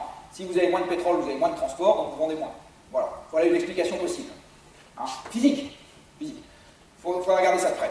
Mais ce qui est sûr, c'est qu'on a une dépendance... Alors on a amélioré, évidemment, notre efficacité pétrole, mais si ça doit continuer, ce que je vous ai montré là, mon sentiment, c'est qu'il est aujourd'hui raisonnable de dire aux politiques belges qu'il faut qu'ils nous proposent des plans à croissance nulle. Voilà, que les autres ne vous en voulaient pas, parce qu'ils n'ont plus de chance de se produire. C'est pas complètement neutre comme conclusion. Hein. Voilà ce qu'il faut vous leur demander. Proposez-nous des choses qui soient compatibles avec pas de croissance. Ça ne veut pas dire pas de projet, ça veut juste dire pas de croissance. Voilà, alors en plus, nous on a un sujet de balance commerciale et donc un sujet de dette. Vous avez ici la facture énergétique de l'Union européenne, c'est donc la contrepartie monétaire de l'énergie qu'on est obligé d'acheter à l'extérieur. Alors je ne sais pas si vous le savez, mais l'Union européenne importe déjà du charbon. L'Allemagne et la Pologne importent la moitié de leur charbon, aussi étonnant que ça puisse paraître. On importe évidemment du pétrole et on importe du gaz, et ça nous fait à peu près 600 milliards de dollars ou 450 milliards d'euros à fin 2011. C'est une somme rondelette. Alors maintenant, je vais vous proposer deux trucs rigolos. Le premier, c'est celui-là. Vous savez que les Français, nous, on tient nos comptes n'importe comment, donc on s'endette. Hein, bien connu. Vous avez sur ce graphique l'augmentation de la dette publique entre 1993 et 2011. Donc vous voyez qu'on a rajouté à peu près 1000 milliards d'euros de dette publique. Enfin, on est presque des Italiens, vous savez, donc on fait un peu n'importe quoi. Et ici, vous avez le total du pétrole et du gaz, la valeur monétaire du pétrole et du gaz que nous avons dû acheter à l'extérieur. La France importe 99% de son pétrole et 90% de son gaz, pour dire tout. Alors vous voyez que si je prends la facture, c'est-à-dire l'argent qui est parti à l'extérieur, plus les intérêts composés des épargnants, je ne suis pas très loin d'arriver au montant que j'ai à l'étage au-dessus. Alors encore une fois, la France, on est une bande de branquignoles, on va aller voir des gens sérieux, et vous voyez que c'est tout à fait différent. Bon. Il y a une cause structurelle, encore une fois, dans cette histoire, et il est bien évident que tant qu'on a une économie européenne qui reste fortement dépendante des combustibles fossiles, je ne vois pas comment on peut échapper à la récession structurelle, un endettement qui augmente tant qu'il y a quelqu'un qui va nous faire confiance dans le monde, jusqu'au moment où il n'y a plus personne pour nous faire confiance, et à ce moment, c'est le fameux haircut dont je parlais tout à l'heure, on fait défaut, et on tombe un grand coup les rentiers. Alors, on n'a pas que du pétrole, on a aussi du gaz dans le monde. Voilà un pronostic central fait par Total sur l'approvisionnement mondial en gaz, et vous voyez qu'ils pensent que ça va plafonner aux alentours de 2020-2025, nonobstant un développement des gaz dits non conventionnels qui, eux, continuent à croître pendant très longtemps. Hein. Mais le déclin sur le reste fait plus que compenser la croissance du non conventionnel, et donc l'approvisionnement total. Voilà. Par ailleurs, le non conventionnel, ça ressemble à ça. Alors, je ne sais pas si vous avez la possibilité de faire ça en Belgique. Je ne suis pas complètement persuadé qu'on ait la possibilité de faire ça dans le bassin parisien, et je ne suis pas complètement persuadé qu'on ait la possibilité de faire ça dans les Cévennes, vous savez, ce massif, c'est contrefort sud du massif central en France. Voilà, j'ai quelques doutes. Donc les gaz non conventionnels en Europe, on en reparlera peut-être au moment des questions. Je pense que c'est comme le photovoltaïque, c'est beaucoup un sujet pour les journaux. Voilà l'approvisionnement européen en gaz. La mer du Nord a passé son pic en 2005, 40% du gaz est importé, et on est parti à la baisse, et je ne vois pas tellement comment ça pourrait sur le long terme s'écrire de manière très différente. Et voilà l'approvisionnement total en Europe, et donc ça baisse, ça baisse, ça, un certain nombre de pays ont décidé de le faire baisser, moi je veux bien que ça se mette à compenser tout le reste. Là aussi, j'ai quelques doutes. Reste le charbon. Alors le charbon, il est partout sauf en Europe. Vous avez ici les réserves de charbon, où vous avez les 8 premiers détenteurs dans le monde, qui sont là, et le reste du monde. Et vous voyez, il y a un pays européen dans le top 8, qui est le 8e, et il n'a essentiellement que du charbon dégueulasse qui s'appelle du lignite. C'est les deux frères ennemis de toujours qui possèdent les premières réserves de charbon au monde. Les deux premières réserves de charbon sont détenues par les États-Unis et la Russie. Voilà comment évolue la consommation de charbon dans le monde, ça c'est peut-être un truc qui peut vous intéresser aussi. Donc ici vous avez les pays de l'OCDE, vous voyez c'est flat depuis longtemps. Ici les pays hors OCDE, hors Chine, et là vous avez la Chine.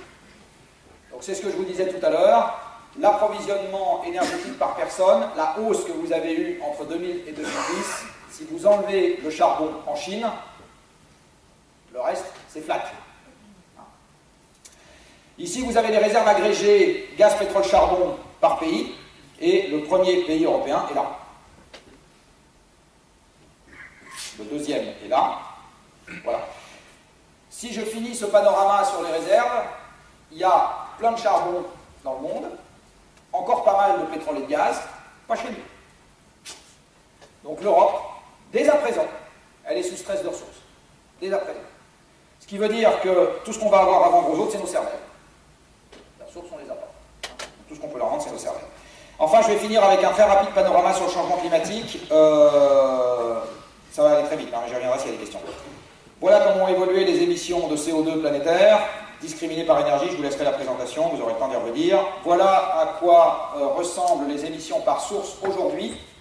2 commentaires là-dessus. Si j'additionne les émissions des centrales à charbon et des centrales à gaz, je tombe sur à peu près 25% des émissions planétaires, c'est-à-dire presque 2 fois les émissions des transports.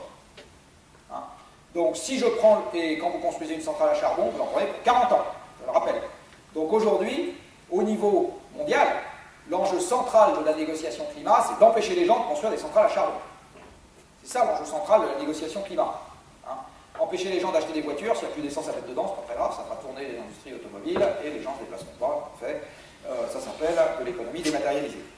Donc, j'insiste là-dessus, et en matière climatique, un truc aussi sur lequel il faut insister, c'est que l'activité agricole au sens large, puisque l'essentiel de la déforestation vise à obtenir des terres agricoles, c'est 1/3 des émissions mondiales. Hein, donc, il faut sérieusement s'en occuper. J'y reviendrai, ça, s'il y a des questions. C'est juste pour dire que la variation qu'on est susceptible d'infliger au système climatique, juste ça, je vais le commenter quand même, parce que ça, c'est important. La variation qu'on est susceptible d'infliger au système climatique, c'est-à-dire de l'ordre de quelques degrés en un siècle, est totalement hors norme comparée à la variation naturelle du système. Alors, je vais prendre 2 organismes, 2 êtres vivants, un poisson rouge et vous.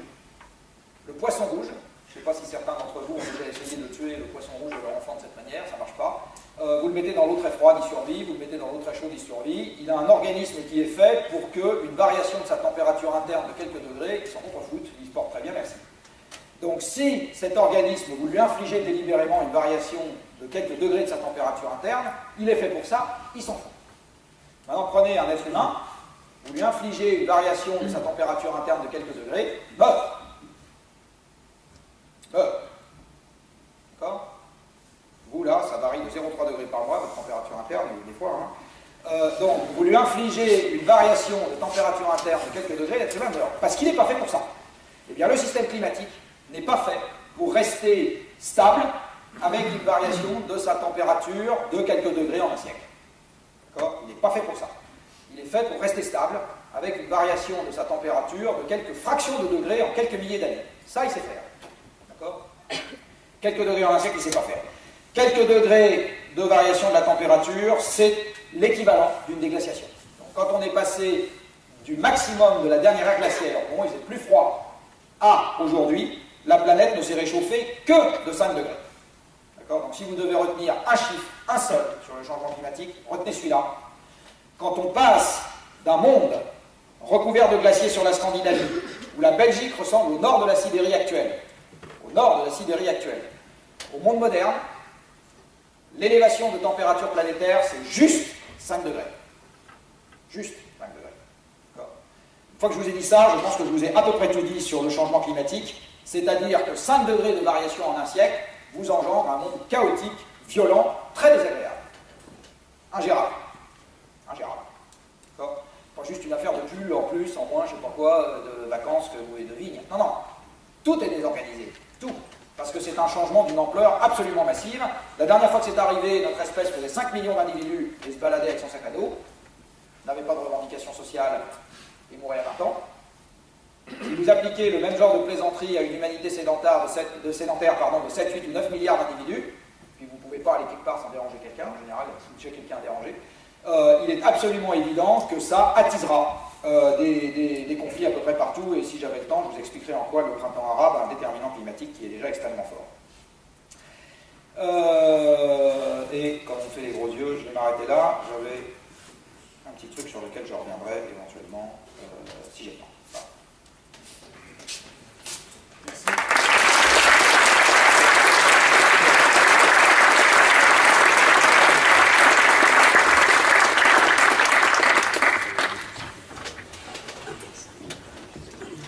Et maintenant, qu'est-ce qu'on fait?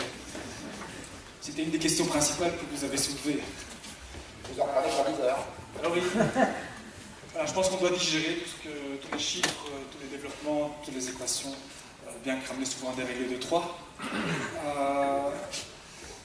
Il est déjà 8h30 passé, donc je pense que c'est intéressant éventuellement, c'est d'avoir une ou l'autre question par rapport à ce qu'on a entendu ici.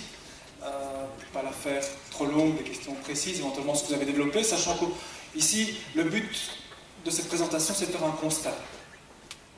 Et donc, c'est intéressant d'aller dans les questions par rapport au constat. Les aspects solutions, on va les développer dans la prochaine conférence. Mais plutôt au niveau du constat, par rapport aux hypothèses que vous avez prises. Si je peux me permettre, la solution, elle ne sera jamais cantonnée à un objet technique. La solution, elle passe par des discussions économiques, elle passe par des discussions sur l'équité, elle passe par des discussions sur la solidarité ou pas entre générations. Enfin, je veux dire, il y a 1 milliard de trucs qui renvoient à la culture, à notre morale, etc. Si c'était juste un problème technique, ça serait simple. C'est pas juste un problème technique. C'est la question vers laquelle je voulais vous amener pour démarrer. C'est vrai que dans cette présentation, je pense qu'on est... l'être humain est tout à fait absent. C'est des machines, c'est des PIB, c'est des kilowattheures. Et c'est vrai que la solution technique qu'on nous présente ici est une chose. Maintenant, on est dans un cycle ici qui rassemble des étudiants ingénieurs et des ingénieurs principalement. Mais il faut aussi qu'ils n'oublient pas que derrière tout ça, il y a des hommes, des êtres humains, des personnes qui veulent vivre bien, et que la technique doit aussi tenir compte de cet élément-là. Alors moi, j'avais envie de vous poser cette première question avant de donner le micro à la salle. C'est, et l'humain, là-dedans, vous avez un peu déjà commencé à énoncer des choses, mais voilà, si vous pouviez repréciser quelques points, quelle est la place de l'humain dans ce constat? Elle est de lui donner des éléments dont il est souhaitable qu'il tienne compte pour organiser des projets de vie qui restent avec énormément de degrés de liberté. Tous les élèves ingénieurs qui sont dans la salle, si on leur apprend la première loi de la thermo, ça ne dit pas quel métier ils vont faire, avec qui ils vont se marier, dans quel pays ils vont vivre et à quel âge ils mourront. Juste, ils savent que s'ils ont envie de faire des projets qui violent la première loi de la thermo, ça ne marchera pas. Mais voilà, c'est juste ça. Donc là, ce que je vous ai raconté, c'est un certain nombre de choses qui ne suppriment pas ce que nous sommes. Simplement, si on essaye de faire des plans pour l'avenir qui violent des choses qui sont des faits documentés, j'allais dire, et ben ça marchera pas. Voilà. C'est juste ça que je dis. C'est les limites de la physique. Et après, en tant que citoyen, alors un autre truc que je voudrais dire, c'est que je pense que les gens qui, au motif qu'ils sont experts dans un domaine, proposent une solution en ce qui concerne les choix collectifs, outrepassent leur rôle. J'ai à titre personnel, comme citoyen, des tas d'envies et des tas d'activités militantes dans ce domaine. Mais à ce moment, je ne vous parle plus du constat. Je vous parle de ce que, personnellement, je pense pertinent de faire pour la collectivité. Mais à ce moment, je m'exprime en tant que citoyen. Je ne m'exprime plus en tant que personne qui est capable d'additionner les kilowattheures. À chaque fois, et ça c'est ils sont partis, donc on va dire du mal d'eux, mais quand vous avez le même journaliste qui traite la science et la fraction militante de la population qui s'intéresse au problème, vous avez une confusion des genres absolument monstrueuse qui empêche les gens d'y voir clair. Donc toute l'importance d'avoir la mixité des approches, donc de toujours mettre les sciences dures. Et si une personne qui est spécialiste des, allez, on va dire, des carottages dans les cernes d'arbres pour établir le climat des aires anciennes, vous donne un avis ès-qualité sur le fait que le nucléaire c'est mieux que l'éolien ou l'inverse, il outrepasse son domaine de compétence. Je vous le dis parce que ça arrive, la confusion des gens, et en particulier les journalistes qui sont des gens pressés et qui ont des questions à large spectre, parce que c'est des questions du citoyen, quand ils tiennent un expert d'un domaine, ils n'ont rien de... En général, ce qu'ils aiment bien faire, c'est lui poser toutes les questions qui passent par la tête, et c'est compliqué pour la personne en face de dire bah, « attendez là, c'est pas dans mon domaine, je ne vous répondrai pas ». Donc je vous demanderai de poser des questions dans le domaine de M. Moscovici. Parce que c'est vrai que quand on est une autorité, on a des avis sur tout. Non, juste dans ma réponse, je préciserai éventuellement ce qui relève de mes envies comme individu et ce qui relève de choses auxquelles je pense qu'on ne peut pas déroger. Voilà, donc je vois déjà une main qui se soulève. Et avant que le micro arrive chez lui, vous dire que la présentation de la conférence sur le Smart City Block, justement, c'est mise ensemble dans un projet de recherche des sciences dures et des sciences humaines. Donc il y a vraiment cette mixité d'approches qui était vraiment importante pour justement la réflexion autour de l'énergie. Mais je laisse la parole. Bonsoir, d'abord merci beaucoup pour cette présentation extrêmement intéressante. Ma question est la suivante. Vous avez très bien mis en évidence le lien qu'il y a entre la consommation d'énergie et l'évolution du PIB. Vous avez mis très clairement en évidence le fait que la disponibilité d'énergie allait être contrainte, en tout cas dans les pays de l'OCDE et en Europe. Et même si on exclut si on ne tient pas compte de cette contrainte-là au niveau mondial pour les raisons climatiques, on ne peut pas se permettre de continuer à utiliser l'énergie fossile comme on l'a fait. Je pense que vous avez suffisamment montré que vous étiez assez sceptique sur la montée en puissance, en tout cas suffisamment rapide, des énergies renouvelables non conventionnelles. Donc ma question c'est, voyez-vous dans le nucléaire une solution à éviter une décroissance trop rapide du PIB avec tout ce que ça va impliquer, en sachant aussi que la montée en puissance du nucléaire est soumise à des cycles très longs et que je ne vois absolument pas personnellement comment, avec ces cycles, on peut compenser la décroissance des énergies fossiles. Et donc, la question finale, c'est y a-t-il une solution en dehors d'une remodélisation complète du modèle économique mondial? Ah, merci pour la question finale, parce que là, je vais pouvoir faire une réponse très courte. Non. Alors, il y a plein de questions gigognes dans votre affaire. Je vais essayer de donner quelques règles avec lesquelles, personnellement, je bâtis ma réponse. La première, c'est que tout sauf la guerre. Donc, à chaque fois que je pense qu'une évolution subie nous emmène de manière trop brutale vers le chaos, je dis là, il y a un risque majeur de guerre. Et je n'interprète pas autrement que par la contrainte économique elle-même liée à la contrainte énergétique, la montée du populisme que l'on voit partout en Europe. Et donc, le dernier exemple vient de nous être donné.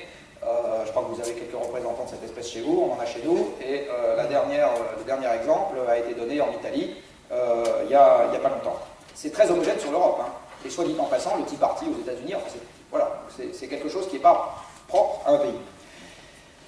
Mon sentiment, c'est qu'il y a un risque de désagrégation sociale fort à suivre la ligne de pente sans rien faire. Après, quand je vous l'ai dit tout à l'heure, l'énergie propre, ça n'existe pas. Mon critère est toujours le même, comme l'énergie sans risque n'existe pas, la seule question est toujours la même, c'est est-ce qu'une énergie donnée, dans le contexte dans lequel on l'utilise, évite plus de risques qu'elle n'en crée. D'accord ? C'est ma grille de lecture. Donc si ça évite plus de risques que ça n'en crée, j'achète. Si c'est jamais sans risque, La vie est pleine de risques, on finit par en mourir, comme disait Chetiki. Mais donc c'est jamais sans risque. La question, encore une fois, c'est est-ce que j'évite plus de risques que je n'en crée? Alors le nucléaire, pour moi, rentre clairement dans cette catégorie. Il évite plus de risques qu'il n'en crée. Il en crée, absolument incontestable, il en évite plus. Voilà, donc il faut faire avec. Ça, c'est pour la réponse avec le nucléaire.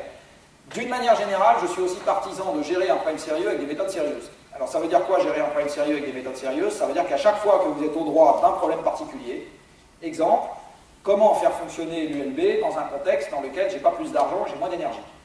Bon. C'est peu probable que la solution chez vous, ça soit de mettre des panneaux solaires sur le toit et des éoliennes sur le toit. C'est mieux d'isoler les bâtiments, c'est encore mieux de faire en sorte que de temps en temps les étudiants se déplacent moins pour venir ici, etc. Donc, la solution au problème, elle passe par des méthodes et comment dire, elle passe par un ensemble de méthodes, et donc là on retrouve tout à fait les hommes. Elle ne passe jamais par une boîte passe-partout et achetez ma box et mettez-la et votre problème est... Non, c'est pas vrai ça. Je sais bien qu'il y a un certain nombre de constructeurs de boîtes en question qui vous disent que c'est comme ça que ça marche, mais c'est pas vrai. Donc ça va vraiment être au droit de chaque pays, de chaque situation, de chaque question posée. Il y a déjà un premier truc qu'on peut faire qui est d'éviter d'en rajouter dans les conneries. Chez nous, là, on a un projet en ce moment d'aéroport dans le Grand Ouest de Breton. Alors il faut savoir aussi, soit dit en passant, que les gens qui prennent l'avion, c'est les riches. Les riches ou les fils de riches. Hein. Les étudiants, ils sont encore pas très riches, mais souvent c'est les fils de riches. Donc les gens qui prennent l'avion, c'est les riches. Donc moi je trouve assez farce qu'un Premier ministre socialiste fasse une infrastructure pour riches. Ça fait bien rigoler. Donc déjà on peut commencer par arrêter les conneries. Et ensuite, ça c'est un avis personnel, encore une fois, et ensuite, il y a une manière de prendre le problème où qu'on soit, dans une usine, dans un pays, dans une région, dans une collectivité, dans une université, chez vous, etc.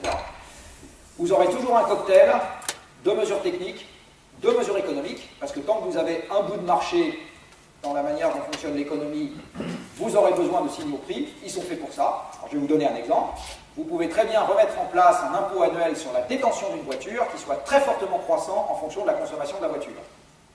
Si vous faites ça, vous n'excluez pas de la mobilité motorisée les gens qui ont besoin d'une bagnole pour aller au boulot, sauf qu'ils auront un petit machin. Point. Donc vous empêchez la voiture objet de statut, vous conservez la voiture objet utilitaire.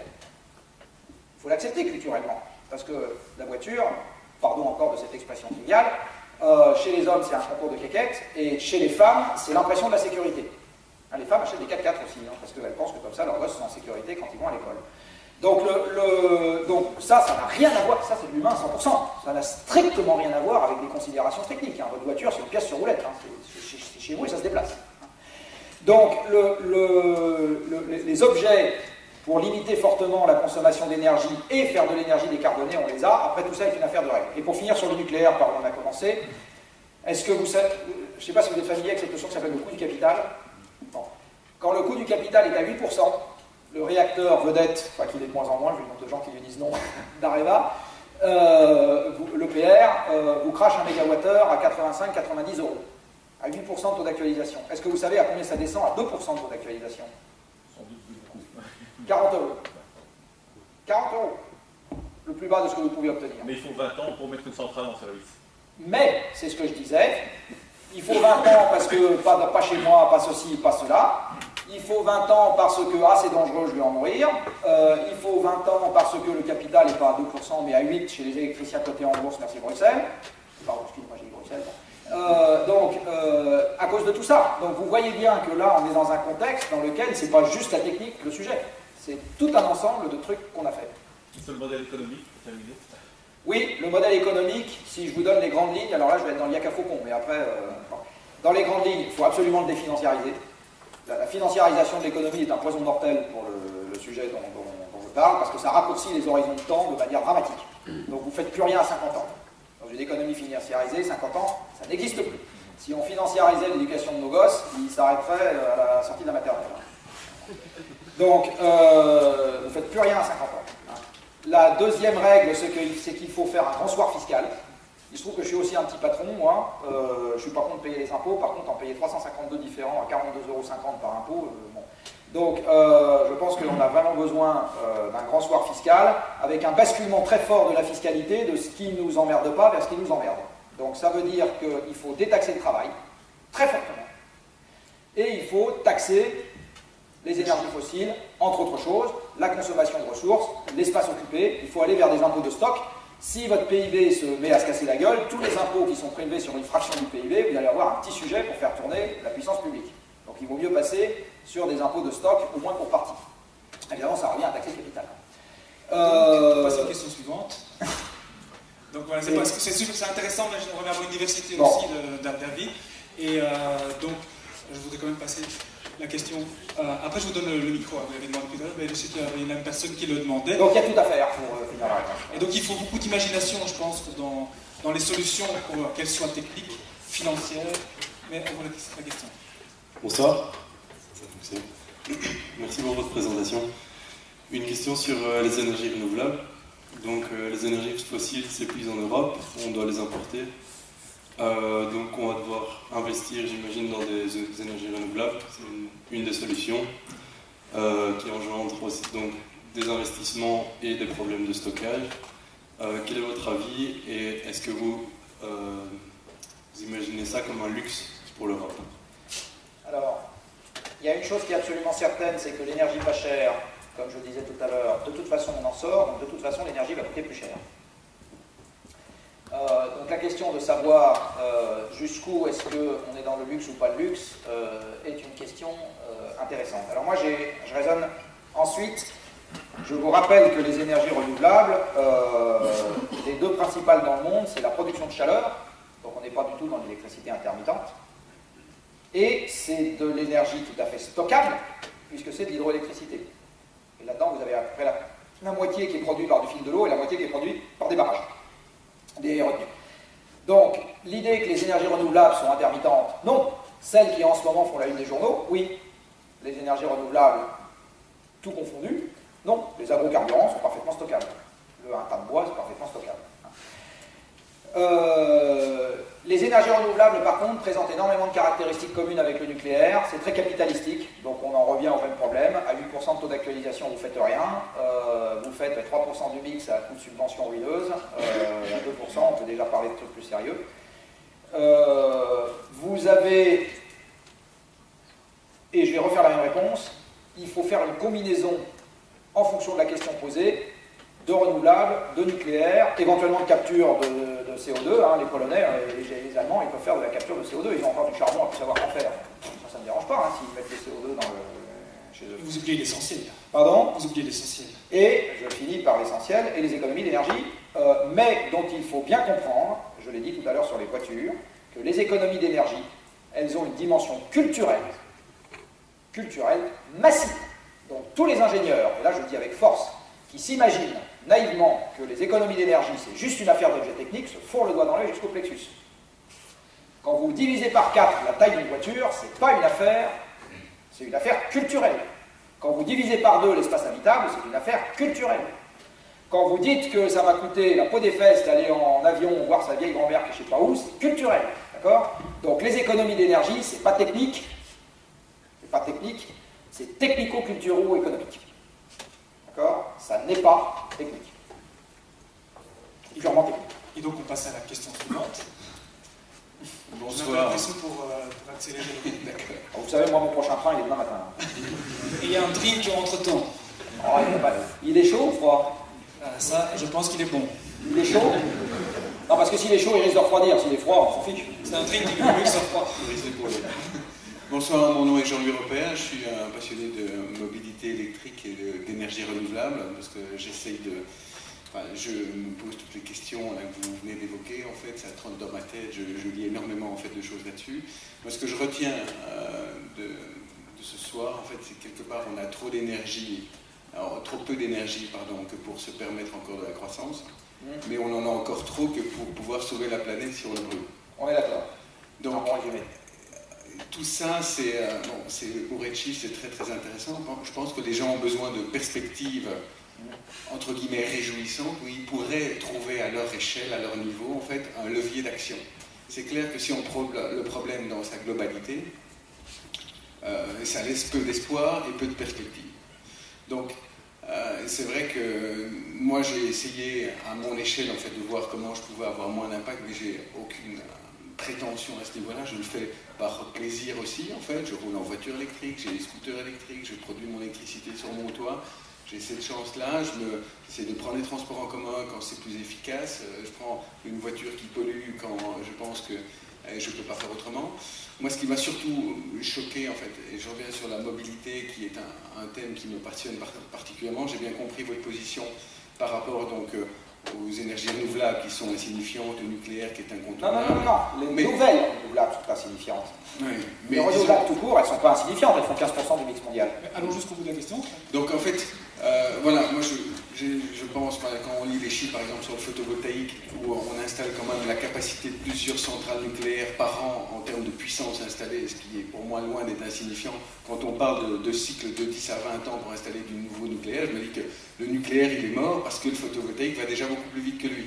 Et par rapport, oui, enfin c'est un peu une réflexion. Moi je voudrais avoir des perspectives positives en fait. Voilà. Donc le constat, je pense qu'on le partage tous. Si on en reste là, ben, on va se tirer une balle dans la tête dans le bois là, un peu plus loin. Alors, je vais commencer par une réflexion. Pourquoi est-ce qu'on a commencé par faire des choses qui étaient insignifiantes?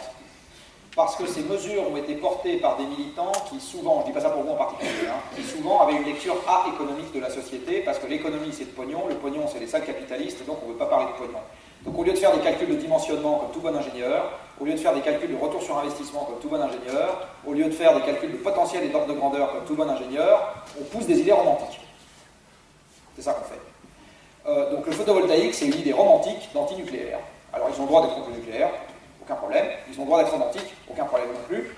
Là où le bas blesse, c'est que la puissance publique en face dispose normalement d'une armée de fonctionnaires à qui elle doit un peu faire confiance pour leur demander de faire des calculs d'ordre de grandeur, une évaluation de la connaissance technique disponible et voir si la revendication de machin ou truc, il faut la prendre en l'état ou pas. Et là, le gros problème qu'on a dans l'essentiel des démocraties occidentales aujourd'hui, c'est qu'on a rompu. Aujourd'hui, la relation entre le monde politique et les experts n'est pas une relation de confiance, c'est une relation de défiance. D'accord ?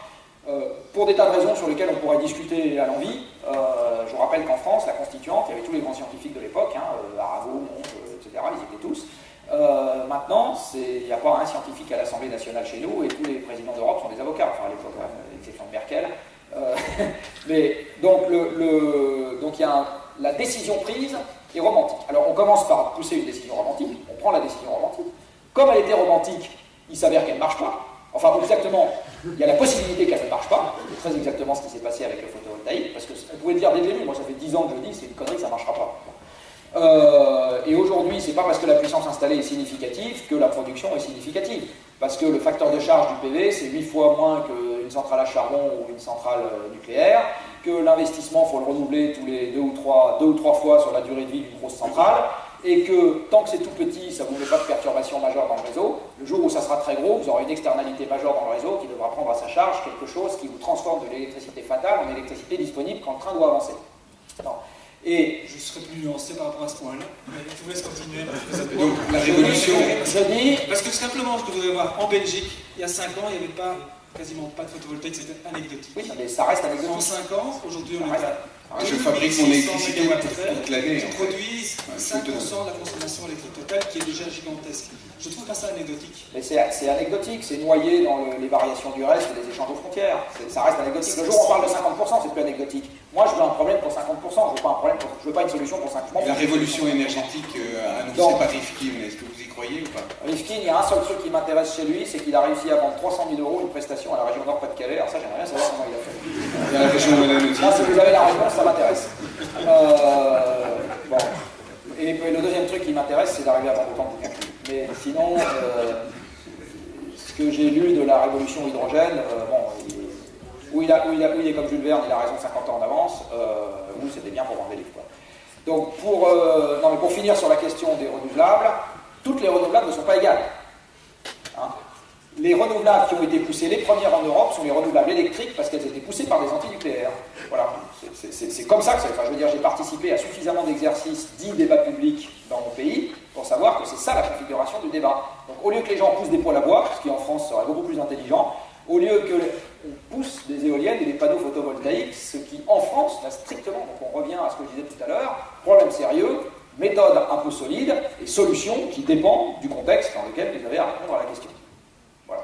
Donc, on en a fini avec le renouvelable parce que je pense que... Non, on en a fini avec la politique de soutien au photovoltaïque. Non, c'est c'est très différent. Le renouvelable, il y a plein de renouvelables qui sont vachement bien dans certains contextes. Qu'on aille mettre des éoliennes dans les alizés, c'est parfait. Très bien, très bonne idée. Qu'on aille mettre du solaire à concentration dans le Sahara, très bonne idée, excellent. J'aurais préféré 1 milliard de fois que mes impôts servent à ça plutôt qu'à financer du PV en France. 1 milliard de fois. Donc je ne suis pas du tout contre les renouvelables. Je suis contre une lecture monolithique de ça c'est bien, ça c'est mal. Parce que ça c'est le début de la fin. Donc un mix de solutions. Non, un objectif de résultat. C'est un objectif de résultat dans un contexte d'optimisation sous contrainte que vous connaissez par cœur dans le monde des ingénieurs, qui est une optimisation sous triple contrainte, sociale, économique, temporelle. Voilà, c'est ça la question. Une autre question? Bon, je suis désolé, c'est toujours dans le domaine des renouvelables. Donc tout d'abord, merci beaucoup pour cette conférence. Juste, moi je suis analyste sur le marché de l'électricité chez GDF Suez. Et comme on parle de renouvelables, j'ai envie juste de donner quelques chiffres justement. Parce que vous dites, subvention ruineuse pour l'éolien et pas d'études de potentiel pour le photovoltaïque. Donc juste quelques chiffres très simples avec vraiment la technologie actuelle qui est construite en 2012, donc qui était construite l'année dernière. Pour le photovoltaïque, juste une étude de potentiel, si on recouvre 30% des surfaces bâties en France de panneaux photovoltaïques, oui, je sais, le de 2012, ça fait 11 ans. Ça fait 500 TWh, c'est-à-dire toute l'électricité qu'on consomme sur mon site depuis 11 ans. Voilà, et donc ça c'était juste un petit détail. Autrement, vous parlez de subventions ruineuses pour l'éolien, alors que l'éolien, la subvention, c'est pendant 10 ans 80 € le mégawattheure, et ensuite c'est moins. Ça, c'est hors externalité induite. 50 suivant les chiffres. On compare deux produits qui ne sont pas comparables en ce qui concerne l'éolien. Vous avez deux manières propres de comparer l'éolien à autre chose. L'éolien vous fournit de l'électricité, pas quand vous voulez faire avancer un train, mais quand le vent souffle. Donc, en économie, il y a deux manières propres de traiter ça. Ou bien vous dites, j'ai un dispositif de backup, et quand le vent souffle, j'évite le combustible dans mon dispositif de backup, et à ce moment, vous devez comparer le coût de l'éolien complet avec le coût du combustible évité, d'accord? Si vous avez du charbon et qu'en plus vous avez une pénalité CO2, fine, très bien, vous pouvez mettre des éoliennes. Si vous avez du nucléaire avec un coût marginal de combustible qui est égal à 0, je suis désolé, c'est 80 MWh dépensés en pure perte. Oui, mais alors ça, je suis pas d'accord. Je finis. Ensuite, vous avez une deuxième manière propre de comparer, c'est de dire je calcule le coût du dispositif qui me transforme l'électricité qui arrive quand le vent souffle en électricité que j'utilise quand j'ai besoin de faire avancer un train ou faire fonctionner une ligne de montage d'une ligne automobile. D'accord ? Et à ce moment, vous devez expliciter ce coût, ce qui n'est jamais fait, absolument jamais fait. C'est Magic Réseau, quelque part, qui va s'occuper du machin.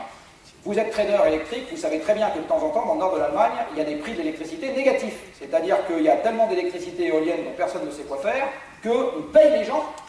On paye les gens, c'est pas une bonne nouvelle, ça. Pardon ? L'énergie négative. Bon. C'est une bonne nouvelle.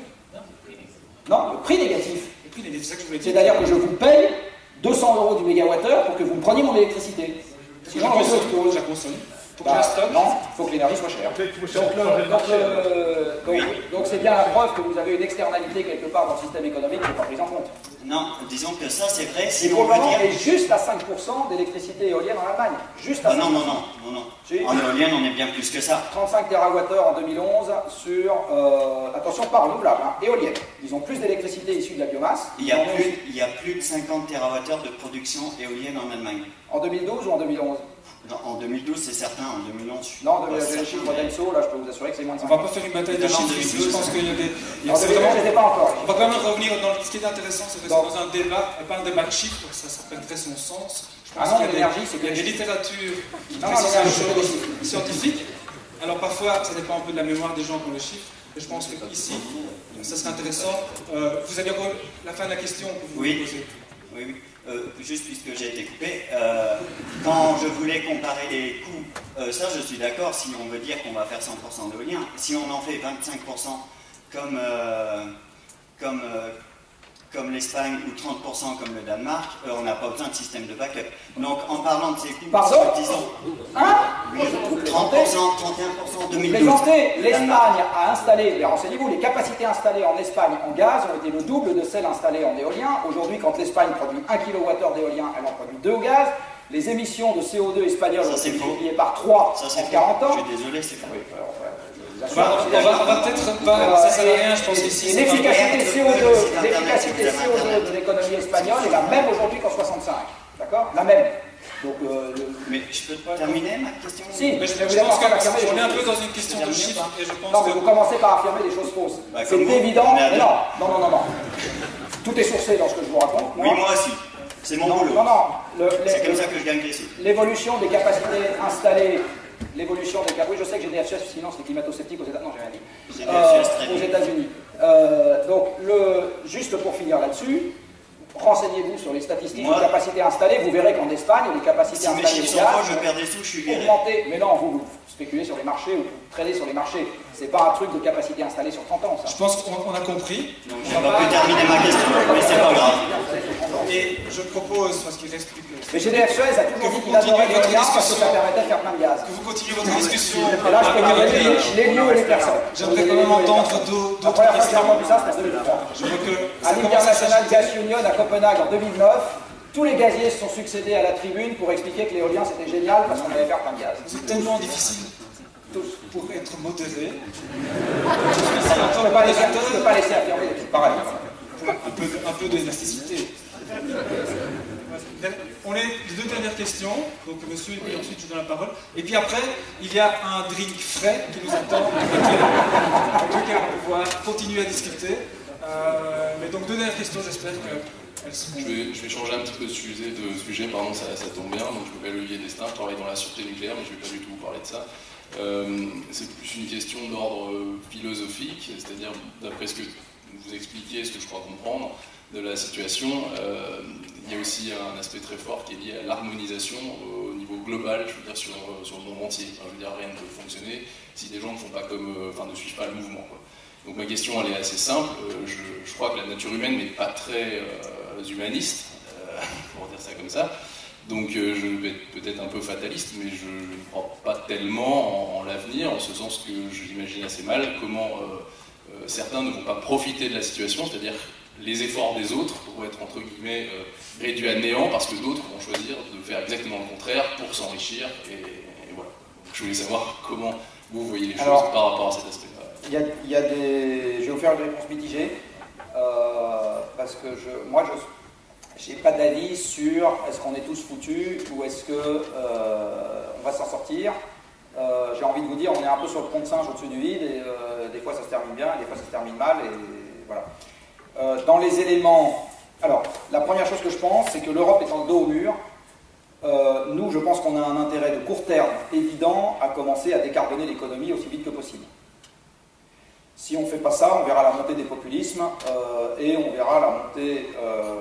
donc pour renvoyer à la question de tout à l'heure, moi je ne suis pas prêt à faire plaisir aux vendeurs de panneaux photovoltaïques si ça me fait prendre 3 ans dans la course contre la montre pour empêcher le retour des dictateurs en Europe. Je ne suis pas prêt. Il y a un homme célèbre en France, qui s'appelle Marcel Boiteux, je ne sais pas si vous connaissez, qui avait écrit en 2004 que de ne pas mettre en place une taxe carbone, c'était l'assurance de la dictature. D'accord? C'est une phrase un peu violente, mais qui résume exactement ce que je vous ai raconté. Hein. Dit autrement, vous ne mettez pas les forces de frottement là où il faut. Donc je pense que l'Europe a un intérêt objectif, puisque pétrole et gaz sont déjà en train de baisser, à se décarboner aussi vite que possible. L'Europe, par ailleurs, a fait une construction politique unique au monde, qui est que les États ont abdiqué une partie de leur souveraineté sur un certain nombre de sujets, dont des mesures concernant la réglementation de l'énergie. Alors l'Europe a commencé par faire une énorme connerie, à mon avis, qui est la libéralisation des marchés de l'électricité. Énorme connerie. Parce que quand vous pilotez des infrastructures à 50 ans, vous ne les mettez pas entre les mains de gens chez qui la stratégie de long terme, et je peux vous en parler parce que je suis consultant, donc je passe mon temps avec ces gens-là, c'est 3 ans. D'accord ? À partir du moment où vous avez des gens qui raisonnent à 3 ans, vous ne leur donnez pas des objets qui doivent assurer quelque chose qui est vital pour la collectivité pendant 50 ans. Vous ne faites pas ça. Mais il n'empêche qu'on a quand même fait une construction unique au monde, qui est qu'on a la possibilité d'harmoniser les choses qu'on fait. Et si l'Europe veut bien prendre conscience du fait, et je vais vous dire après comment, à mon avis, on peut y arriver, qu'on est déjà le dos au mur et qu'on a intérêt à foncer, on reste quand même la première zone économique mondiale, aujourd'hui. Et je pense que si l'Europe fait ça à marche accélérée, on est aussi des animaux mimétiques, puisque c'est comme ça qu'on élève nos enfants, et je ne suis pas complètement désespéré à l'idée qu'on ne peut pas trouver à ce moment un terrain de dialogue avec les grands émergents, beaucoup plus qu'avec les États-Unis du reste, qui ont déjà les mêmes problèmes que nous. Les Chinois, ils ont déjà les mêmes problèmes que nous, d'espace contraint, etc. Les Brésiliens un peu moins, mais enfin voilà, donc on peut discuter avec tous ces gens-là. Question, comment est-ce que l'Europe peut réaliser qu'elle est dos au mur? Et là, je vais vous faire une lecture, je vais vous citer mon auteur favori, que je n'ai pas encore cité jusqu'à maintenant, qui est Tocqueville. En démocratie, les décisions ne se prennent pas sur la base de la raison, mais sur la base des rapports de force. Voilà. C'est la règle du jeu, il faut le savoir. Ce que je vais vous demander, est-ce qu'une tyrannie finalement mondiale... Je vais finir, c'est pas dit qu'on ait besoin de sortir de la démocratie, je vais venir. Les décisions... Je vous rappelle que l'Angleterre est restée une démocratie pendant la dernière guerre. Hein. Donc, je ne sais pas quelle est la capacité des démocraties, tout d'un coup, et Churchill a été viré en 1944, donc je ne sais pas quel est le... Bon. Ah oui, les peuples sont ingrats parfois. Juste, ce que je veux dire, c'est qu'il faut s'appuyer sur des gens qui sont susceptibles de provoquer le bon rapport de force. C'est qui les gens qui sont susceptibles de provoquer le bon rapport de force? C'est tous les acteurs économiques qui pensent qu'ils ont personnellement à gagner si on met des contraintes sur le... Non mais... C'est comme ça que ça marche. Je veux dire, le premier débat sur l'énergie auquel j'ai participé en France, c'était en 2003. Donc depuis 2003, je fréquente, pas très souvent, mais quand même de temps en temps, des gens du monde politique et de la haute technostructure. Donc je vois bien comment ça marche. Il faut s'appuyer sur les gens qui seront les gagnants potentiels de l'affaire pour faire changer les règles du jeu. C'est comme ça que ça marche dans l'autre sens. Je vous signale qu'aujourd'hui, c'est parce qu'on s'appuie sur les perdants potentiels dans l'affaire qu'il y a un certain nombre de trucs qui, vu de votre fenêtre ce soir, vous paraissent utiles pour la collectivité, qui n'arrivent pas. Hein? Eh bien, il faut faire exactement la même chose dans l'autre sens. Alors, qui sont les gagnants potentiels de l'affaire? Une large fraction de l'activité de construction. Parce que si vous devez refaire les villes, refaire les immeubles, refaire etc., refaire les infrastructures de transport, ça c'est du BTP, alors plus finir. Une partie des électriciens, pas tous, évidemment.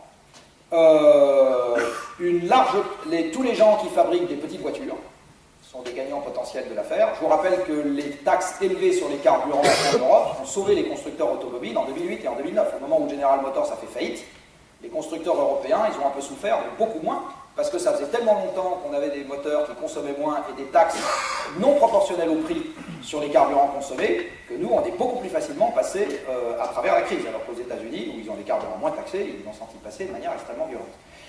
Et les ventes de pick-up ont chuté de 50% en un an. Enfin, je sais pas si vous savez. Je vais devoir utiliser de mon rapport de force. Je pensais que... vous allez... à chaque fois, on parle de l'évolution du monde. Encore une fois, l'énergie a tout fait. Donc, c'est difficile de faire des réponses courtes. La conférence qui dure encore longtemps. Et pour finir là-dessus, donc je pense que l'une des voies d'action, en tout cas moi c'est une de celles que j'essaye de pousser, c'est de faire un lobby croissant, pour appeler un chat, de tous les gens qui ont un intérêt économique à ce qu'on s'occupe sérieusement du problème. Voilà. Et ça n'exclut pas les fabricants d'éoliennes. C'est pas pour autant qu'ils ont toute la place. Donc l'idée c'est d'agréger un nombre croissant de gens qui pensent qu'ils ont intérêt pour avoir voix au chapitre, parce qu'encore une fois, tant dans un média, c'est une gare de triage un média, hein. Vous recevez des communiqués de presse et des machins et vous triez, hein, comme ça que ça marche. Il faut avoir de quoi y mettre, hein, pour être entendu, que auprès des pouvoirs publics, vous êtes dans une situation dans laquelle vous gérez des rapports de force beaucoup plus que vous ne gérez de l'information dite raisonnable, si tant est que cette notion existe. Donc l'action, elle passe par là, à mon avis. Donc c'est vraiment, je trouve ici vraiment l'occasion de rêver, parce que maintenant, vous arrivez à une conclusion qui me semble tout à fait pertinente, c'est d'être dans un projet commun dans lequel on met l'énergie